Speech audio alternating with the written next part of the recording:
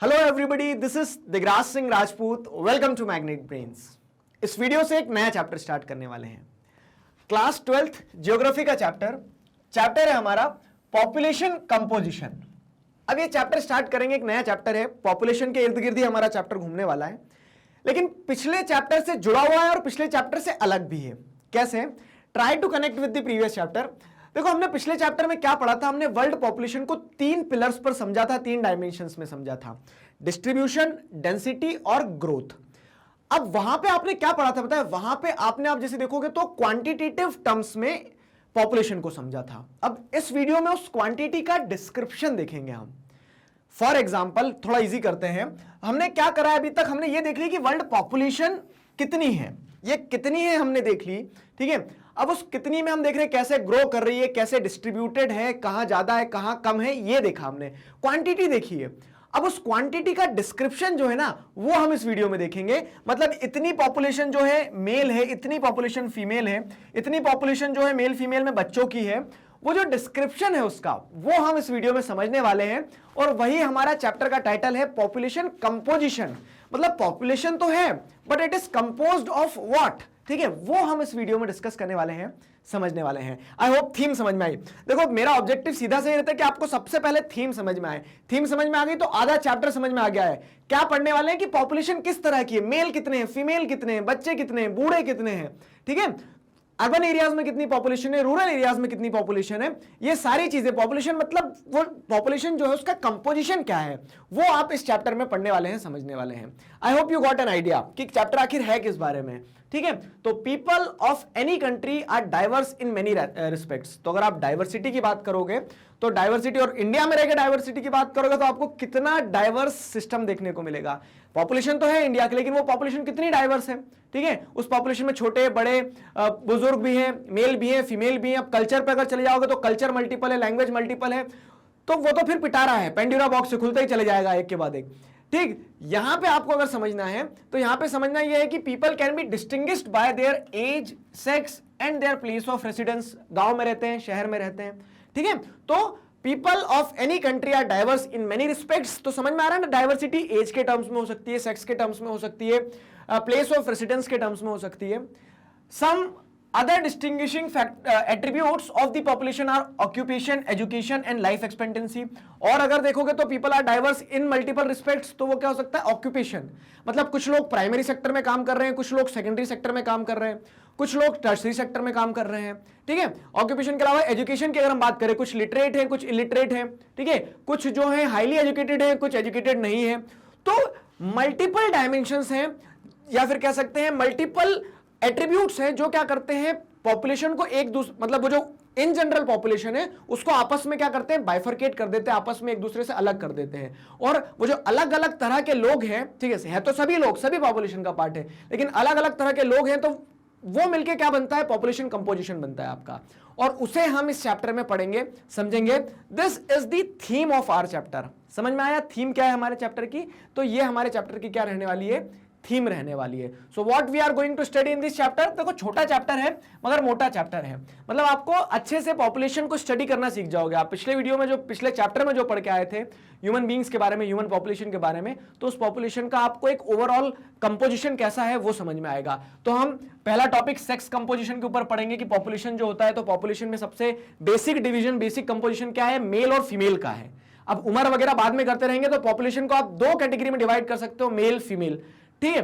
तो with respect to the other sections, लेकिन हम अगर ब्रॉडली अगर जो एकेडमिक फील्ड से पढ़ रहे हैं अभी, तो उसमें जैसे ट्रांसजेंडर्स वगैरह को हम अभी इंक्लूड नहीं कर रहे हैं, लेकिन हम कैसे देख रहे हैं? मेल फीमेल, ठीक है। तो हमारी स्टडी का पर्पस ये रहने वाला है कि मेल और फीमेल जो है 2 मेजर सेक्शंस हैं जो मिलके वर्ल्ड की पॉपुलेशन बनाती है, with due respect to the other sections, ठीक है। अब क्या हो रहा है? तो सेक्स कंपोजिशन, सेक्स कंपोजिशन के बाद में फिर हम एज स्ट्रक्चर। अब वो मेल और फीमेल जो है, तो उसमें भी क्या है? कुछ मेल छोटे हैं, ठीक है, नन्हे मुन्ने, कुछ बुजुर्ग हो गए, कुछ अडल्ट हैं। तो फीमेल के साथ भी वही केस है। तो पॉपुलेशन जो है, उस पॉपुलेशन का कंपोजिशन आप सेक्स के बेसिस पे देख सकते हो, एज के बेसिस पे देख सकते हो कंपोजिशन। तो एज स्ट्रक्चर में हम क्या पढ़ेंगे? एज सेक्स पिरामिड पढ़ेंगे। बचपन से पढ़ते आ रहे हो, 8th में पढ़ा आपने, आई गेस 9th में भी पढ़ा एज सेक्स पिरामिड, ठीक है। और अब फिर पढ़ रहे हो 12th में। तो एक्सपेंडिंग क्या होता है? As sex pyramid. कांस्टेंट क्या होता है? डिक्लाइनिंग क्या होता है? तो इन तीनों एज सेक्स पिरामिड को हम एक साथ समझेंगे। फिर क्या है और किस चीज पे कंपोजिशन देखा जा सकता है, तो रूरल अर्बन कंपोजिशन क्या होता है, लिटरेसी के हिसाब से जैसे अगर हम देखेंगे तो पॉपुलेशन में लिटरेट इलिटरेट, लिटरेट पॉपुलेशन कौन सी होती है, कौन से सेक्शन को आप लिटरेट कहोगे, कौन से सेक्शन को नहीं कहोगे, वो सारा सब कुछ लिटरेसी में पढ़ेंगे हम। और लास्ट में ऑक्यूपेशनल स्ट्रक्चर, पॉपुलेशन जो है तो population is composed of people performing different occupations, कोई प्राइमरी सेक्टर में काम कर रहा है, कोई सेकेंडरी में, कोई टर्शियरी में, वो सारी चीजें, कोई क्वार्टरनरी में काम कर रहा है। ठीक है, तो ये एक कॉम्पैक्ट चैप्टर है, छोटा सा प्यारा सा, इसे हम क्या करने वाले हैं आने वाले सब्सिक्वेंट वीडियोस में, तो 3-2-5 वीडियो में हम इसे कंप्लीट करते हैं। फाइन, टॉपिक वाइज एक एक वीडियो को लेते चलेंगे। आई होप आपको एक मोटा माटी थीम समझ में आ गई है। बेसिक इंट्रोडक्टरी वीडियो था, मैंने आपको ये बता दिया कौन कौन से टॉपिक्स पढ़ने वाले हैं और हमारे चैप्टर की। Hello everybody, this is Digraj Singh Rajput, welcome to magnet brains. इस वीडियो में हम क्या पढ़ने वाले हैं, इस वीडियो में हम पढ़ेंगे सेक्स कंपोजिशन के बारे में। पिछले वीडियो में मैंने आपको एक बेसिक इंट्रोडक्शन दिया था चैप्टर का, तो ये जो प्यारा सा चैप्टर है पॉपुलेशन कंपोजिशन, ये क्या सवाल पूछता है, what is the theme of the chapter. Theme is very simple कि population is composed of what, ठीक है, what makes up the population, population किन चीजों से मिलकर बनी है, कैसा उसका इंटरनल स्ट्रक्चर है पॉपुलेशन का। तो अगर हम ब्रॉडली ऑब्जर्व करते हैं ना, तो population is made up of 2 sex. कौन कौन से 2 सेक्स से मिलकर पॉपुलेशन बनी है, ब्रॉडली कह रहे हैं हम, तो एक मेल और एक फीमेल। तो सेक्स कंपोजिशन में हम वही देखने वाले हैं। देखो, एक बेसिक डेफिनेशन से स्टार्ट करेंगे हम और उससे जुड़े हुए जितने भी एसोसिएटेड डायमेंशंस हैं उन सभी को भी समझेंगे। तो अच्छा टॉपिक है, अच्छे से समझना इसे। फाइन, सेक्स कंपोजिशन के बारे में पढ़ते हैं। अब सेक्स कंपोजिशन जो है तो ये दर्शाता है कि हाँ, population is made up of male and female. अब उसको समझने के लिए जैसे बहुत सारे टर्म्स आएंगे बीच में, सेक्स रेशियो एक टर्म आता है। And what do understand by sex ratio, तो sex ratio is the ratio between the number of women and men in the population is called the sex ratio. Sex ratio क्या है, sex ratio ये बताता है कि total population में women और men का क्या रेशियो है, कितनी विमेन है कितने मेन है, उसको आप रेशियो के प्रोपोर्शन में देखते हो, वो 100 में देख लो, 1000 में देख लो, ठीक है। तो मेन इज टू विमेन, वो सेक्स रेशियो होता है, वो सेक्स रेशियो होता है। अब इसको क्या किया जाता है, इसको जैसा देखोगे तो कैलकुलेट करने के तरीके हैं अलग अलग, वो सारी चीजें हम देखेंगे। अब एक सवाल अगर आपके मन में आ रहा है कि what is the need of this, ठीक है, क्यों पढ़ना है, तो दिखती बात है कि पॉपुलेशन एक बेसिक कंपोनेंट है जब हम ह्यूमन ज्योग्राफी को पढ़ते हैं। अब पॉपुलेशन का आपने डिस्ट्रीब्यूशन और ये सारी चीजें देख ली है, ग्रोथ क्या है उसकी, ठीक है, डेंसिटी क्या है, लेकिन अब उसका जो इंटरनल स्ट्रक्चर समझना है ना पॉपुलेशन का, तो उसमें आपको ये सारे कंपोनेंट्स को देखना होगा कि population is composed of what. तो उसमें पहला सेक्स रेशियो आता है, ठीक है। तो in general it is important demographic characteristic. Demography is the study of population. Population को जब पढ़ते हो आप तो ये पढ़ना बहुत ज्यादा जरूरी है कि पॉपुलेशन में मेल कितने, फीमेल कितने हैं और उससे एसोसिएटेड इश्यूज जो है, ठीक है। सेक्स रेशियो समझ में आया। अब देखो, सेक्स रेशियो को कैलकुलेट करने का सीधा सिंपल सटीक तरीका बताते हैं हम आपको। तो in some countries it is calculated by using the formula male population divided by female population into 1000। अब क्या है, आप यहां पे देखोगे ना तो इसको ऐसे भी कहा जाता है द नंबर ऑफ मेल्स पर 1000 फीमेल्स, और यही चीज आप इंडियन कंटेक्स्ट में देखोगे तो इंडिया में क्या है the number of females per 1000 mail. मतलब डिफरेंस क्या है, देखो दोनों में मेल फीमेल ही है, लेकिन डिफरेंस क्या है, एक में आप number of females per 1000 mail देख रहे हो इंडियन केस में, और वर्ल्ड वाइड बहुत सारी कंट्रीज में सेक्स रेशियो जो देखा जाता है वो ऐसे देखा जाता है नंबर ऑफ मेल्स पर 1000 मेल फीमेल्स। तो व्हाट इज द डिफरेंस, ठीक है, ये अलग अलग क्यों है, सीधा सा समझाता हूं मैं आपको। टोटल पॉपुलेशन में आप मेल पॉपुलेशन निकालते हो, फीमेल पॉपुलेशन निकालते हो कि टोटल फीमेल पॉपुलेशन क्या है, ठीक है, और उसको इनटू 1000 कर देते हो तो 1000 के प्रोपोर्शन में आपको आंसर मिल जाता है। हम ऐसा कहते हैं ना क्या कि what is sex ratio, sex ratio is the number of females per 1000 mail, ऐसा भी कहते हैं हम, number of females per 1000 mail. और वर्ल्ड वाइड जो क्राइटेरिया रहता है तो वो नंबर ऑफ मेल्स पर 1000 फीमेल निकालते हैं। क्यों सवाल, तो वो इसलिए देखो कि कुछ देशों में फीमेल जो है नेचुरली क्या है, देखोगे आप पुराने समय से फीमेल की जो पॉपुलेशन है वो डोमिनेटिंग रही है। तो वेस्टर्न कंट्रीज को अगर आप समझोगे तो वेस्टर्न कंट्रीज में फीमेल का जो पॉपुलेशन है वो मेल को हमेशा आउट नंबर करता है, ठीक है। तो उस सेंस में क्या है, उस सेंस में फीमेल्स ज्यादा रही हैं तो वो मेल्स को वल्नरेबल मानते हैं बेचारे, ठीक है। तो अब क्या है, मेल्स को वल्नरेबल मतलब देखो just a way of saying, ऐसा कोई खतरा किसी को किसी से नहीं है, लेकिन वहां पे मेल्स क्या है, कम है, तो मेल्स को देखा जाता है फीमेल के प्रपोर्शन में। लेकिन अब इंडिया में जो सेक्स रेशियो है, तो इंडिया में सेक्स रेशियो की जब हम बात करेंगे तो in India the sex ratio is worked out using the formula female divided by mail population, ठीक है, इनटू 1000, मतलब the number of females per 1000 mail. क्योंकि इंडिया एक पेट्रियार्कल सोसाइटी रहा है, ठीक है, इंडिया और एशिया की अगर हम बात करें तो यहां पे हमेशा से मेल की पॉपुलेशन ज्यादा रही है व्हेन कंपेयर्ड विथ फीमेल। तो उस कंटेक्स्ट में क्या किया जाता है, उस कंटेक्स्ट में जैसे अगर आप देखोगे तो number of females per 1000 mail India की डेफिनेशन है ये सेक्स रेशियो निकालते समय, ठीक है। तो आप जैसे कभी कोई डॉक्यूमेंट पढ़ते हो वेस्टर्न कंट्रीज का, वेस्टर्न यूनिवर्सिटीज का, तो वहां पे कंफ्यूज मत होना, ये मत सोचना कि गलत प्रिंट हुआ है। एक क्राइटेरिया वो भी होता है कि जिसमें आप मेल्स को पर 1000 फीमेल से कंपेयर करते हो, ठीक है। तो इन जनरल आपको जो अभी ध्यान रखना है, एग्जाम में जो लिखना है क्या आएगा, मतलब एग्जाम में सर हम क्या लिख के आए, तो आप लिख सकते हो the ratio between the number of women and men in the population is called sex ratio, ठीक है। In India it is calculated as number of females per 1000 mail, कहीं से कहीं तक गलत नहीं हो आप, ठीक है। तो सेक्स रेशियो क्या है वो चीज समझ में आई, आगे बढ़ते हैं, ठीक है, मूविंग अहेड। तो अब जैसे अगर आप देखते हैं सेक्स रेशियो की इंपॉर्टेंस समझना, sex ratio is important information about the status of women in a country. Sex ratio से हमें यह समझ में आता है कि महिला की स्थिति क्या है उस देश में।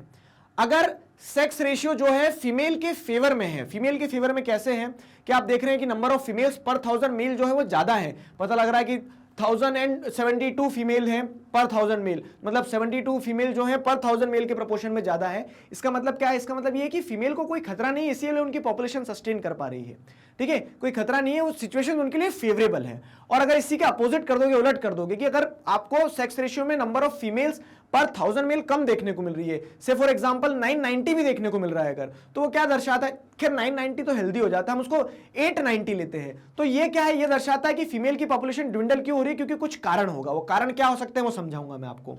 अभी आप लोग सोच रहे होंगे कि सर 1000 पे अगर मान लो कि 150 कम भी है तो क्या दिक्कत है, लेकिन बाबू इस चीज को समझिए कैसे कि 1000 पे 150 चलेगा, लेकिन जब इसको आप बड़े नंबर में बदल दोगे ना, इसको लैक्स में, करोड़ में जब आप ले जाओगे, तब क्या होगा, ऐसा फिगर आएगा आपके पास में कि 1 करोड़ मेल्स पे आपको कितना देखने को मिल रहा है, सिर्फ 1 करोड़ मेल्स पे आपको 95 लाख वुमेन देखने को मिल रही है। तो अब 5 लाख मेल ऐसे रह जाएंगे जिनकी कभी शादी नहीं हो पाएगी, ठीक है। तो ये क्या हो गया, ये प्रोपोर्शन जो है, ये प्रोपोर्शन आगे पॉपुलेशन के लिए, या फिर कह सकते हैं कि जो डेमोग्राफिक स्ट्रक्चर है आपका, जो पॉपुलेशन कंपोजिशन है ना, उसके लिए घातक साबित हो जाता है आगे से। मतलब शादी ही एक मुद्दा नहीं है, लेकिन इस तरह से डिस्पैरिटी आ जाएगी ना, वही चीज है। अब देखो चाइना में क्या हुआ पता है, चाइना में वन चाइल्ड पॉलिसी लाए, वो वन चाइल्ड पॉलिसी से उनका पूरा का पूरा सेक्स जो रेशियो था वो बिगड़ गया। अब जो सेक्स रेशियो बिगड़ा है ना, तो उसका दिक्कत कहां आएगी पता है उसकी, कि उनका जो पॉपुलेशन पिरामिड है वो डिस्टर्ब हो जाएगा, ठीक है। आगे आने वाली जो पॉपुलेशन है, तो आगे आने वाली पॉपुलेशन में आपको क्या देखने को मिलेगी कि बर्थ रेट, डेथ रेट जो है वो बहुत अनइवन होंगे, अनप्रिडिक्टेबल से हो जाएंगे, मल्टीपल प्रॉब्लम्स रहते हैं। इसीलिए सेक्स रेशियो जो रहना चाहिए मेंटेन रहना चाहिए। अब एग्जैक्ट तो नहीं ला सकते हो 100 मतलब 1000 पे 1000, लेकिन आप फिर भी क्या है 990 हो गया, 1010 हो गया, तो ये प्लस माइनस चलता है, ठीक है, ये प्लस माइनस चलता है। अभी कोई कमेंट में लिखेगा सर शादी नहीं करूंगा मैं तो, लेकिन हमें ओवरऑल सोचना पड़ेगा ना वर्ल्ड के पर्सपेक्टिव से। चलो, तो हम क्या बता रहे थे आपको, तो sex ratio is important information about the status of women in a country. How? तो in the region where gender discrimination is rampant, the sex ratio is bound to be unfavourable to women for sure, ठीक है। ये तो आप दिखती बात है, आपको समझ में आना चाहिए कि जहां पे जेंडर डिस्क्रिमिनेशन होगा वहां पे क्या होगा, आपको अनफेवरेबल सेक्स रेशियो देखने को मिलेगा। इसका क्लासिकल एग्जांपल देखो ना, इंडिया पेट्रियार्कल सोसाइटी रहा है, जेंडर डिस्क्रिमिनेशन रहा है, तो उस जेंडर डिस्क्रिमिनेशन के चलते क्या देखने को मिला हमें कि यहां सेक्स रेशियो कितना बिगड़ा हुआ है। और इनफैक्ट आप जैसे जाओगे जिन स्टेट्स में ज्यादा पेट्रियार्की डोमिनेट करती है, हरियाणा की बात करते हैं अगर हम, तो वहां पे अब क्या होता है कि वहां पे गर्ल चाइल्ड को एक तरह से बोझ माना जाता था। तो वहां क्या देखने को मिलता है आपको कि सेक्स रेशियो 850 के आसपास कुछ उस लाइन में आ गया है, ठीक है। और उसका इंपैक्ट आज देखने को मिलता है हरियाणा में, कितने सारे ऐसे नौजवान हमारे घूम रहे हैं जिनकी शादी नहीं हुई है। क्लियर? तो उस कंटेक्स्ट में आपको चीजों को समझना होगा कि जेंडर डिस्क्रिमिनेशन जहां ज्यादा होगा वहां अनफेवरेबल होगा सेक्स रेशियो, और वो आगे और दूसरी सोशल प्रॉब्लम्स को जन्म देगा। फाइन, आगे और दूसरी सोशल प्रॉब्लम्स को जन्म देगा। तो such areas are those where the practice of female foeticide, female infanticide and domestic violence against women are prevalent, ठीक। और ये एरियाज कौन से होंगे जहां पे, जैसे अगर आप देख रहे हैं तो in the regions where gender discrimination, gender discrimination किस सेंस में होगा, फीमेल फिटिसाइड, ठीक है, फीमेल इन्फेंटिसाइड, डोमेस्टिक वायलेंस, महिलाओं को मतलब जहां पे पुरुष से कम माना जाएगा, कम आंका जाएगा, उन क्षेत्रों में आपको क्या देखने को मिलेगा, उन एरियाज में सेक्स रेशियो इस तरह से डिस्टर्ब देखने को मिलेगा। Sex ratio is going to be unfavourable for women in those regions, ठीक। One of the reason could be lower socio economic status of women in these areas. अब एक ये इशू है, ये एक ऐसा इशू है जिसे पता है सुधारा जा सकता है, सुधारा हर चीज को जा सकता है, लेकिन इस पर थोड़ा गौर देना, ठीक है। तो प्यारे स्टूडेंट्स, खास करके जो गर्ल स्टूडेंट्स हैं, ठीक है, वो समझो इस चीज को कि one of the reason could be lower socio economic status of women. Socio economic मतलब क्या हो गया कि सामाजिक क्षेत्र में, ठीक है, आर्थिक क्षेत्र में महिलाओं का पुरुषों के बराबर ना आ पाना। और ऐसा क्यों होता है, ये सोचने वाली बात है ना कि विमेन जो है मेन के बराबर सोसाइटल लेवल पे, इकोनॉमिक लेवल पे क्यों नहीं आ पा रही है, क्योंकि वो प्रयास नहीं कर रही है, ठीक है, वो अपना पिंजरा नहीं तोड़ना चाह रही है। और आपको ये चीज समझना होगा कि आप अपने सोशल और इकोनॉमिक स्टेटस को बदल सकते हो। आप आज पढ़ रहे हो तो सिर्फ पढ़ने के लिए मत पढ़ो, आप इस एस्पिरेशन के साथ पढ़ो कि आप जब आज अपने सपनों को ऐसे जियोगे कि आप इकोनॉमिकली इंडिपेंडेंट हो जाओगे, तो आपके इकोनॉमिक इंडिपेंडेंस से जो इकोनॉमिक स्टेटस है जो विमेन के लिए अनफेवरेबल सिचुएशन बना रहा है, उसमें बदलाव आएगा। ठीक है, आप एक उदाहरण बनोगी, आपके पीछे एक बहुत सारी क्या बनने वाली है, लाइन बनने वाली है। तो अपनी इंपॉर्टेंस को समझो। ठीक है, आपको जो मतलब बहुत सारी लड़कियां पढ़ नहीं पाती है, जो पढ़ पा रही हैं उन्हें इसकी कीमत समझना होगा। ठीक है, उन्हें इसकी कीमत समझना होगा। तो इस तरह से जो एक रीजन है अनफेवरेबल सेक्स रेशियो का फॉर वुमेन, ठीक है, तो वो क्या है, one of the reason could be lower socio economic status. तो समाज में और आर्थिक रूप से विमेन को अपने स्टेटस को खुद उठाना पड़ेगा। आपके पास मौका है, आप करेंगे तो आप आपके आगे पीछे जो लाइन है एक पूरी की पूरी उसे सुधार सकते हैं। ठीक है, तो इंपॉर्टेंस समझो इस चीज की। ठीक है, कुछ चीजें ऐसी होती है जो हमारे प्रयास से बदली जा सकती है। अब आपने ये प्रवचन बहुत सुने होंगे, लेकिन शायद अगर किसी को ये बात समझ में आई है तो be determined to your goal. Fine, चलो, तो पॉइंट टू बी नोटेड। यहां पे देखो एक चीज समझना है कि मोर women in population does not mean they have a better status. अब जैसे आप देखोगे ना, कुछ स्टेट्स में क्या होता है, कुछ स्टेट्स में फॉर एग्जांपल एक एग्जांपल लेते हैं केरला का। तो केरला में नो डाउट ह्यूमन डेवलपमेंट ज्यादा है, लिटरेसी है, वहां पे सारी चीजें, इस कारण से भी विमेन का जो प्रपोर्शन है, मतलब विमेन जो सेक्स रेशियो देखते हैं हम, तो नंबर ऑफ विमेन पर 1000 मेल जो है फीमेल, ठीक है, तो वो क्या है, बेहतर है दूसरे स्टेट से, वो 1000 से ज्यादा है, मतलब पॉजिटिव है। ठीक है, तो हमेशा more women in population does not mean they have better status. It could be that the men might have migrated to other areas for employment. वहां पे अगर सेक्स रेशियो कम आ रहा है, मेन का अगर कम आ रहा है, मेल का जो प्रपोर्शन है वो 1000 के प्रपोर्शन में है और फीमेल 1072 आ रही है अगर, तो वो कम इसलिए भी हो जाता है कुछ कुछ एरियाज में क्योंकि मेन जो है माइग्रेट कर जाते हैं। जैसे केरला की हम बात करें तो मिडिल ईस्ट वगैरह में केरला से बहुत सारे मेल जो है वो माइग्रेट कर जाते हैं फॉर एम्प्लॉयमेंट, ठीक है, जॉब के परस्पेक्टिव से। तो उस कारण से वहां पे रह कौन गया, विमेन रह गई। तो इस कारण जब सेक्स रेशियो निकाला जाता है सेंसस में, तो वहां पे फीमेल का सेक्स रेशियो ज्यादा आएगा, लेकिन हमेशा इसका मतलब ये नहीं कि फीमेल की स्थिति सही है। कभी कभी उसमें एक फैक्टर ये भी होता है कि मेल जो है माइग्रेट कर गए होते तो ऑटोमेटिकली फीमेल का नंबर ज्यादा दिखने लगता है वहां पे। ठीक है, this point is required to be considered. आगे बढ़ते हैं अगर हम, ठीक है, तो माइग्रेशन और मतलब फीमेल वो थोड़ा डायग्रामेटिकली समझने की कोशिश करना चीजों को। अब एक और इंपॉर्टेंट कंसेप्ट है यहाँ पे, जैसे हम जब सेक्स कंपोजिशन की बात कर रहे हैं तो आपको बॉक्स में डिटेल दी गई है, इस डिटेल को समझना। Natural advantage versus social disadvantage. Women face social disadvantage in what terms, तो जैसे मैंने बताया डोमेस्टिक वायलेंस है, फीमेल इन्फेंटिसाइड है, ये सारी समस्याएं हैं। ठीक है, तो गर्ल चाइल्ड को एक तरह से बोझ माना जाता है, वो एक सोशल डिसएडवांटेज हो गया। ठीक है, अगर हम बात करें कि दो लोगों के बीच में हम कंपटीशन करवाते हैं, तो दो लोगों के बीच में कंपटीशन अगर ऐसा हो कि रेस में दौड़ना है, एक को यहां से स्टार्ट करना है, एक को यहां से स्टार्ट करना है, तो क्या हो जाएगा कि अगर ये ज्यादा अच्छा रनर भी होगा ना तो भी इसे क्या करना पड़ेगा, बहुत टफ कंपीट करना पड़ेगा। ठीक है, क्यों, क्योंकि यहां पे एक जो दूसरा कंपटीटर है उसको क्या है, उसको एडेड एडवांटेज मिल गया है। ठीक है, और यहां कह सकते हैं कि ये इसके पास में क्या है, एक तरह से डिसएडवांटेज्ड पोजीशन पे है। ये वही चीज यहां पे बताई गई है। अब आपको एक फैक्ट बताता हूं मैं थोड़ा बायोलॉजी का। तो female have a biological advantage over males as they tend to be more resilient than males. ठीक है, मोर रेजिलिएंट देन मेन का मतलब क्या होता है, मेल्स का मतलब क्या होता है, पता है कि अगर दो, मतलब एक स्टडी था कि अगर दो बच्चों को, एक मेल एक फीमेल, दोनों को छोड़ दिया जाता है, कहां छोड़ दिया जाता है कि फेमाइन लाइक सिचुएशन है वहां पे, तो फीमेल के सरवाइव करने के चांसेस ज्यादा है फीमेल चाइल्ड के when compared with the male child. समझो, इसका मतलब क्या है कि इम्यून सिस्टम और जो रेजिलियंस है ना, वो रेजिलिएंट लिमिट जो होती है फीमेल में ज्यादा होती है। आपने ये चीज देखी भी होगी, और क्या कि दादी नानी जो होती है वो ज्यादा सर्वाइव करती है। अब उसके पीछे कारण ये भी है कि उनकी शादी जल्दी कर दी जाती है कंपेयर किया जाए अगर मेल से। तो बाकी इन जनरल भी देखा जाए तो विमेन जो होती है, विमेन जो लंबे समय तक सर्वाइव करती है, लाइफ एक्सपेक्टेंसी जो होती है विमेन की ज्यादा होती है। This shows that the natural advantage is with women. Women के पास नेचुरल एडवांटेज है। ठीक है, females have a biological advantage over males as they tend to be more resilient than males, yet this advantage is cancelled out by the social disadvantages and discriminations that they face। ये advantage होने के बावजूद भी क्या होता है, इस advantage के बावजूद भी वो क्या हो जाती है, वो पीछे रह जाती है। क्यों? नेचुरल एडवांटेज है लेकिन वो फिर भी पीछे रह जाती है। क्यों? क्योंकि वो एक सोशल डिसएडवांटेज फेस करती है। नेचुरली तो दे आर कैपेबल, तो जो एक और ऐसे भी समझ सकते हो, they are capable to give a life, ठीक है, मतलब they are capable to reproduce, male नहीं कर सकते ना, तो उस कंटेक्स्ट में एडेड एडवांटेजेस हैं, नेचुरल एडवांटेजेस, लेकिन जो सोशल एडवांटेजेस हैं वो उनकी पोजीशन को और पीछे धका देते हैं। तो सोशल डिसएडवांटेजेस को कैसे, अब देखो एक मजे की चीज क्या है कि नेचुरल एडवांटेज और डिसएडवांटेज अगर कुछ होता है ना, कि नेचुरली कोई हैंडीकैप्ड है, कोई हैंडीकैप्ड नहीं है, तो उसे आप क्या कर सकते हो, वो टेक्नोलॉजी की मदद से बदला जा सकता है। लेकिन अगर नॉर्मली समझे तो वो क्या है, वो एक ऐसी सिचुएशन है जो परमानेंट सी है। लेकिन सोशल डिसएडवांटेज जो है ना, ये एक ऐसी सिचुएशन है जो परमानेंट नहीं है, बदली जा सकती है, प्रयास करना पड़ेगा। और प्रयास कौन करेगा? जिन्हें बदलवाना है अपनी पोजीशन, वो खुद, ठीक है। अब आगे अगर बढ़ते हैं तो ये समझ में आया, ठीक है। तो सेक्स कंपोजिशन के बेसिक कंसेप्ट हमने देखे, नेचुरल एडवांटेज और सोशल डिसएडवांटेज की डिबेट हमने समझी।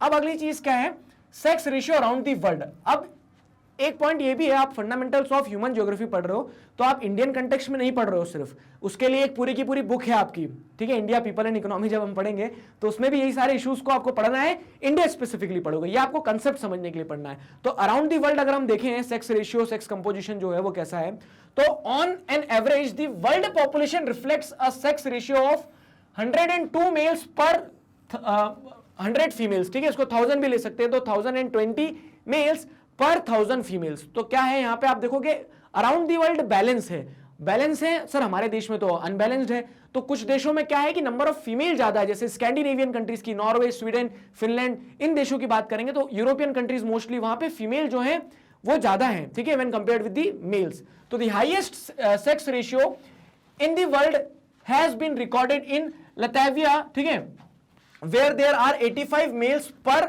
1000 फीमेल्स, ठीक है। तो यहाँ पे मेल्स पर 1000 फीमेल निकाला जाता है, जैसे मैंने आपको डेफिनेशन बताई थी स्टार्टिंग में। तो जैसे आप, ठीक है, लैटविया को देखोगे तो यहाँ पे लैटविया कहाँ पे है, तो एस्टोनिया, रशिया, बेलारूस, लिथुआनिया जो कंट्री है ना, बाल्टिक सी के आसपास, ऊपर स्कैंडिनेवियन रीजन में ही आ जाती है। स्कैंडिनेवियन से जुड़ा हुआ नहीं है, लेकिन आपको ऐसे समझना है कि वहां से, ये फिनलैंड ऊपर है क्योंकि वहां से जुड़ा हुआ, ठीक है। तो लैटविया में अगर आप देखोगे तो यहाँ पे क्या है, यहाँ पे फेवरेबल है किसके, मतलब जो सेक्स रेशियो आप समझेंगे तो यहाँ मेल क्या है, मेल संकट में। मैंने आपको प्रीवियस वीडियोस में भी बताया था ना कि कुछ देश ऐसे भी होते हैं स्कैंडिनेवियन कंट्रीज में, जैसे आइसलैंड का एक एग्जांपल है मुझे याद, कि जहां पे आप क्या करोगे, अगर वहां की नेटिव विमेन से शादी करेगा मेल, ठीक है, मतलब फीमेल से करेगा, तो अगर वहां पे मेल जो है दूसरे देशों से जाके वहां सेटल हो जाता है और वहां की फीमेल से शादी करता है तो उसे पैसे मिलते हैं, कहीं कहीं नौकरियां भी मिलती हैं, ठीक है।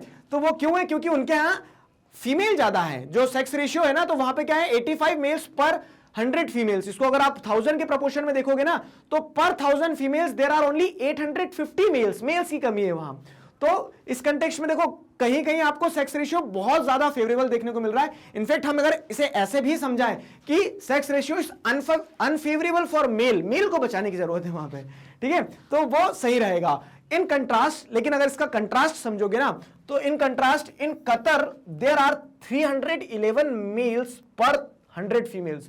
और इसको अगर आप 1000 के प्रोपोर्शन में देखोगे तो देखो भाई, छोटा नंबर नहीं दिखाता कंट्रास्ट, बड़ा नंबर कंट्रास्ट ज्यादा बेहतर दिखाता। अगर 1000 के प्रोपोर्शन में देखोगे तो पर 1000 फीमेल पर कितने मेल है यहां पता है, 3110, 3110। अब समझ लो 3 गुना ज्यादा मेल फीमेल के कंपैरिजन में। अब इसमें इतना आश्चर्यचकित नहीं होना है, इसके पीछे एक कारण जो स्टार लगा देते हैं। कारण क्या है, कारण माइग्रेशन भी मैंने बताया ना, कि बहुत सारी कंट्रीज, जैसे हमारी कंट्री में अगर हम बात करें केरला वगैरह से लोग माइग्रेट करके किधर चले जाते हैं, कतर वगैरह में काम के पर्सपेक्टिव से। तो इसका एक कारण ये भी, और दूसरा कारण पेट्रियार्कल सोसाइटी भी है, तो एक कारण ये है। लेकिन कंट्रास्ट देख रहे हो कितना ज्यादा है। तो अराउंड द वर्ल्ड अगर और सिनेरियो को अगर डिटेल में समझते हैं तो the world pattern of sex ratio does not exhibit variation in the developed regions of the world.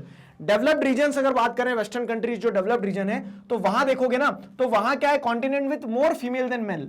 Blue colour क्या दर्शा रहा है कि ये ऐसे कॉन्टिनेंट है जहां पे फीमेल ज्यादा है व्हेन कंपेयर्ड विथ मेल्स, ठीक है, तो फीमेल्स ज्यादा है, ठीक, यहां पे क्या है, फीमेल ज्यादा है, ब्लू कलर दर्शा रहा है। फिर अगर आप समझते हैं तो the sex ratio is favourable for female in 139 countries. तो अराउंड द वर्ल्ड क्या है, 139 कंट्रीज ऐसी है जहां पे सेक्स रेशियो फीमेल्स के लिए फेवरेबल है, ठीक है, and unfavourable for remaining 72 countries listed by United Nations. तो यूनाइटेड नेशंस में जितनी कंट्रीज लिस्टेड है उसमें देखेंगे तो अराउंड दी वर्ल्ड तो फीमेल का प्रोपोर्शन ठीक है, फीमेल के लिए सिचुएशन फेवरेबल है, लेकिन स्पेसिफिकली एशिया की अगर हम बात करते हैं तो वहां ज्यादा दिक्कत आती है, और इसीलिए वर्ल्ड वाइड डेफिनेशन क्या दी गई है, नंबर ऑफ मेल्स पर 1000 मेल। लेकिन हम इंडिया में क्या डेफिनेशन ले रहे हैं सेक्स रेशियो की, number of females per 1000 male, ठीक है, क्योंकि फीमेल्स हमारे यहां अनफेवरेबल पोजीशन पे है। तो in general Asia has a low sex ratio, Asia में लो सेक्स रेशियो है। Countries like China, India, Saudi Arabia, Pakistan, Afghanistan have a lower sex ratio. एक चीज बताऊं मैं, वन चाइल्ड पॉलिसी लाने से चाइना ने अपनी पॉपुलेशन को तो कंट्रोल में करा है, लेकिन अब वो वन चाइल्ड पॉलिसी जो आई है ना, तो उसमें हर पेरेंट की क्या डिजायर थी पता है, हर पेरेंट की डिजायर थी कि उन्हें मेल ही चाइल्ड हो, मेल चाइल्ड ही हो। तो वहां पे जिस तरह से मतलब सोसाइटी जो पेट्रियार्कल थी वो तो थी अलग अलग, लेकिन वन चाइल्ड पॉलिसी के आने से जो और विमेन के साथ में क्या हुआ अत्याचार हुआ, फीमेल जेंडर के साथ में जो अत्याचार हुआ, फीमेल फिटिसाइड जो हुए, ठीक है, वो इंडिया से भी बड़े लेवल पे हुआ है। क्यों? क्योंकि वो वन चाइल्ड पॉलिसी एक तरह से क्या रहा पता है, एक एक्सीडेंट रहा है चाइना में, और चाइना ने अपने पैर पर कुल्हाड़ी खुद मारी है, और वो गलती अब समझ रहे हैं, तो अब वो इंसेंटिव दे रहे हैं कि अब वन की जगह 3 चाइल्ड पॉलिसी लेके आएंगे हम, ठीक है। अब क्यों? क्योंकि समझ में आ रहा है कि जो पॉपुलेशन मतलब सेक्स कंपोजिशन उन्होंने बिगाड़ा है ना, वो बहुत बुरी तरह से बिगाड़ा है। चलो coming back to the topic, तो on the other extreme is the greater part of Europe including Russia where males are in minority, ठीक है। तो please somebody save males over there. यहां पे क्या है, मेल्स जो है वो माइनॉरिटी में है। देखो यहाँ पे माइनॉरिटी मेजोरिटी में आने से कोई किसी को खतरा नहीं है, लेकिन बस ये है कि जो सेक्स रेशियो है वो एक तरह से अगर विमेन अनफेवरेबल हो रही है ना, तो उसके पीछे का कारण दर्शा रहा है कि विमेन अनफेवरेबल जो हो रही है वो सिर्फ नेचुरल रीजंस नहीं है, उसके पीछे सोशल और पॉलिटिकल और इकोनॉमिक रीजंस भी एसोसिएटेड है, ठीक है। फिर क्या है, अ deficit of males in the population of many European countries. अब आप बोल सकते हो कि सर ये माइनॉरिटी में मेल्स है तो मेल्स के बारे में बात करो ना, आप बायस्ड हो गए। बायस्ड नहीं हो रहे, देखो वो भी बता रहे कि अगर यूरोपियन कंट्रीज में मेल्स माइनॉरिटीज में है तो वो क्यों है, एक तो नेचुरल फैक्टर है कि अब लड़कियां पैदा हो रही तो क्या कर सकते हैं, ठीक है, और दूसरा फैक्टर क्या है, deficit of males in the population of many European countries is attributed to better status of women. वहां पे विमेन का स्टेटस बेटर है, ठीक है, विमेन का स्टेटस बेटर है। इस कारण से क्या है, ऐसा नहीं है कि अब आप देखोगे तो उनका पॉलिटिकल रिप्रेजेंटेशन होगा, तो महिलाओं के साथ अगर अत्याचार होगा तो वहां पे पॉलिटिकल वॉइस रहेगी। लेकिन अब जब सोसाइटी ही पेट्रियार्कल, आप बताइए हमारे पार्लियामेंट में कितने % विमेन है, ठीक है, और वही कंपेयर कीजिए आप किसी वेस्टर्न कंट्री से, हमारी कितनी मतलब कितने प्राइम मिनिस्टर विमेन रह चुके हैं, एक, ठीक है, कितने प्रेसिडेंट जो है विमेन रह चुकी है, एक, और वही कंपेयर करोगे आप वेस्टर्न कंट्रीज थे तो वहां पे ऐसा इतना ज्यादा कंट्रास्ट नहीं है, वहां पे एक पैरिटी रहती है, ठीक है। पार्लियामेंट में अगर आप देखोगे तो जो लेजिस्लेचर्स रहते हैं उनमें भी प्रोपोर्शन बराबर रहता है। हमारे यहाँ अगर आप लोकसभा और राज्यसभा, मतलब लोकसभा की बात कर लीजिए, आप लेजिस्लेटिव असेंबली की बात कर लीजिए, दोनों ही जगह आपको फीमेल का जो कंपोजिशन है ना लेजिस्लेचर में बहुत कम देखने को मिलेगा, ठीक है। तो ये दर्शाता है कि विमेन हमारे यहाँ अनफेवरेबल पोजिशन पे है, कॉज एंड इफेक्ट रिलेशन हो गया है, क्लियर।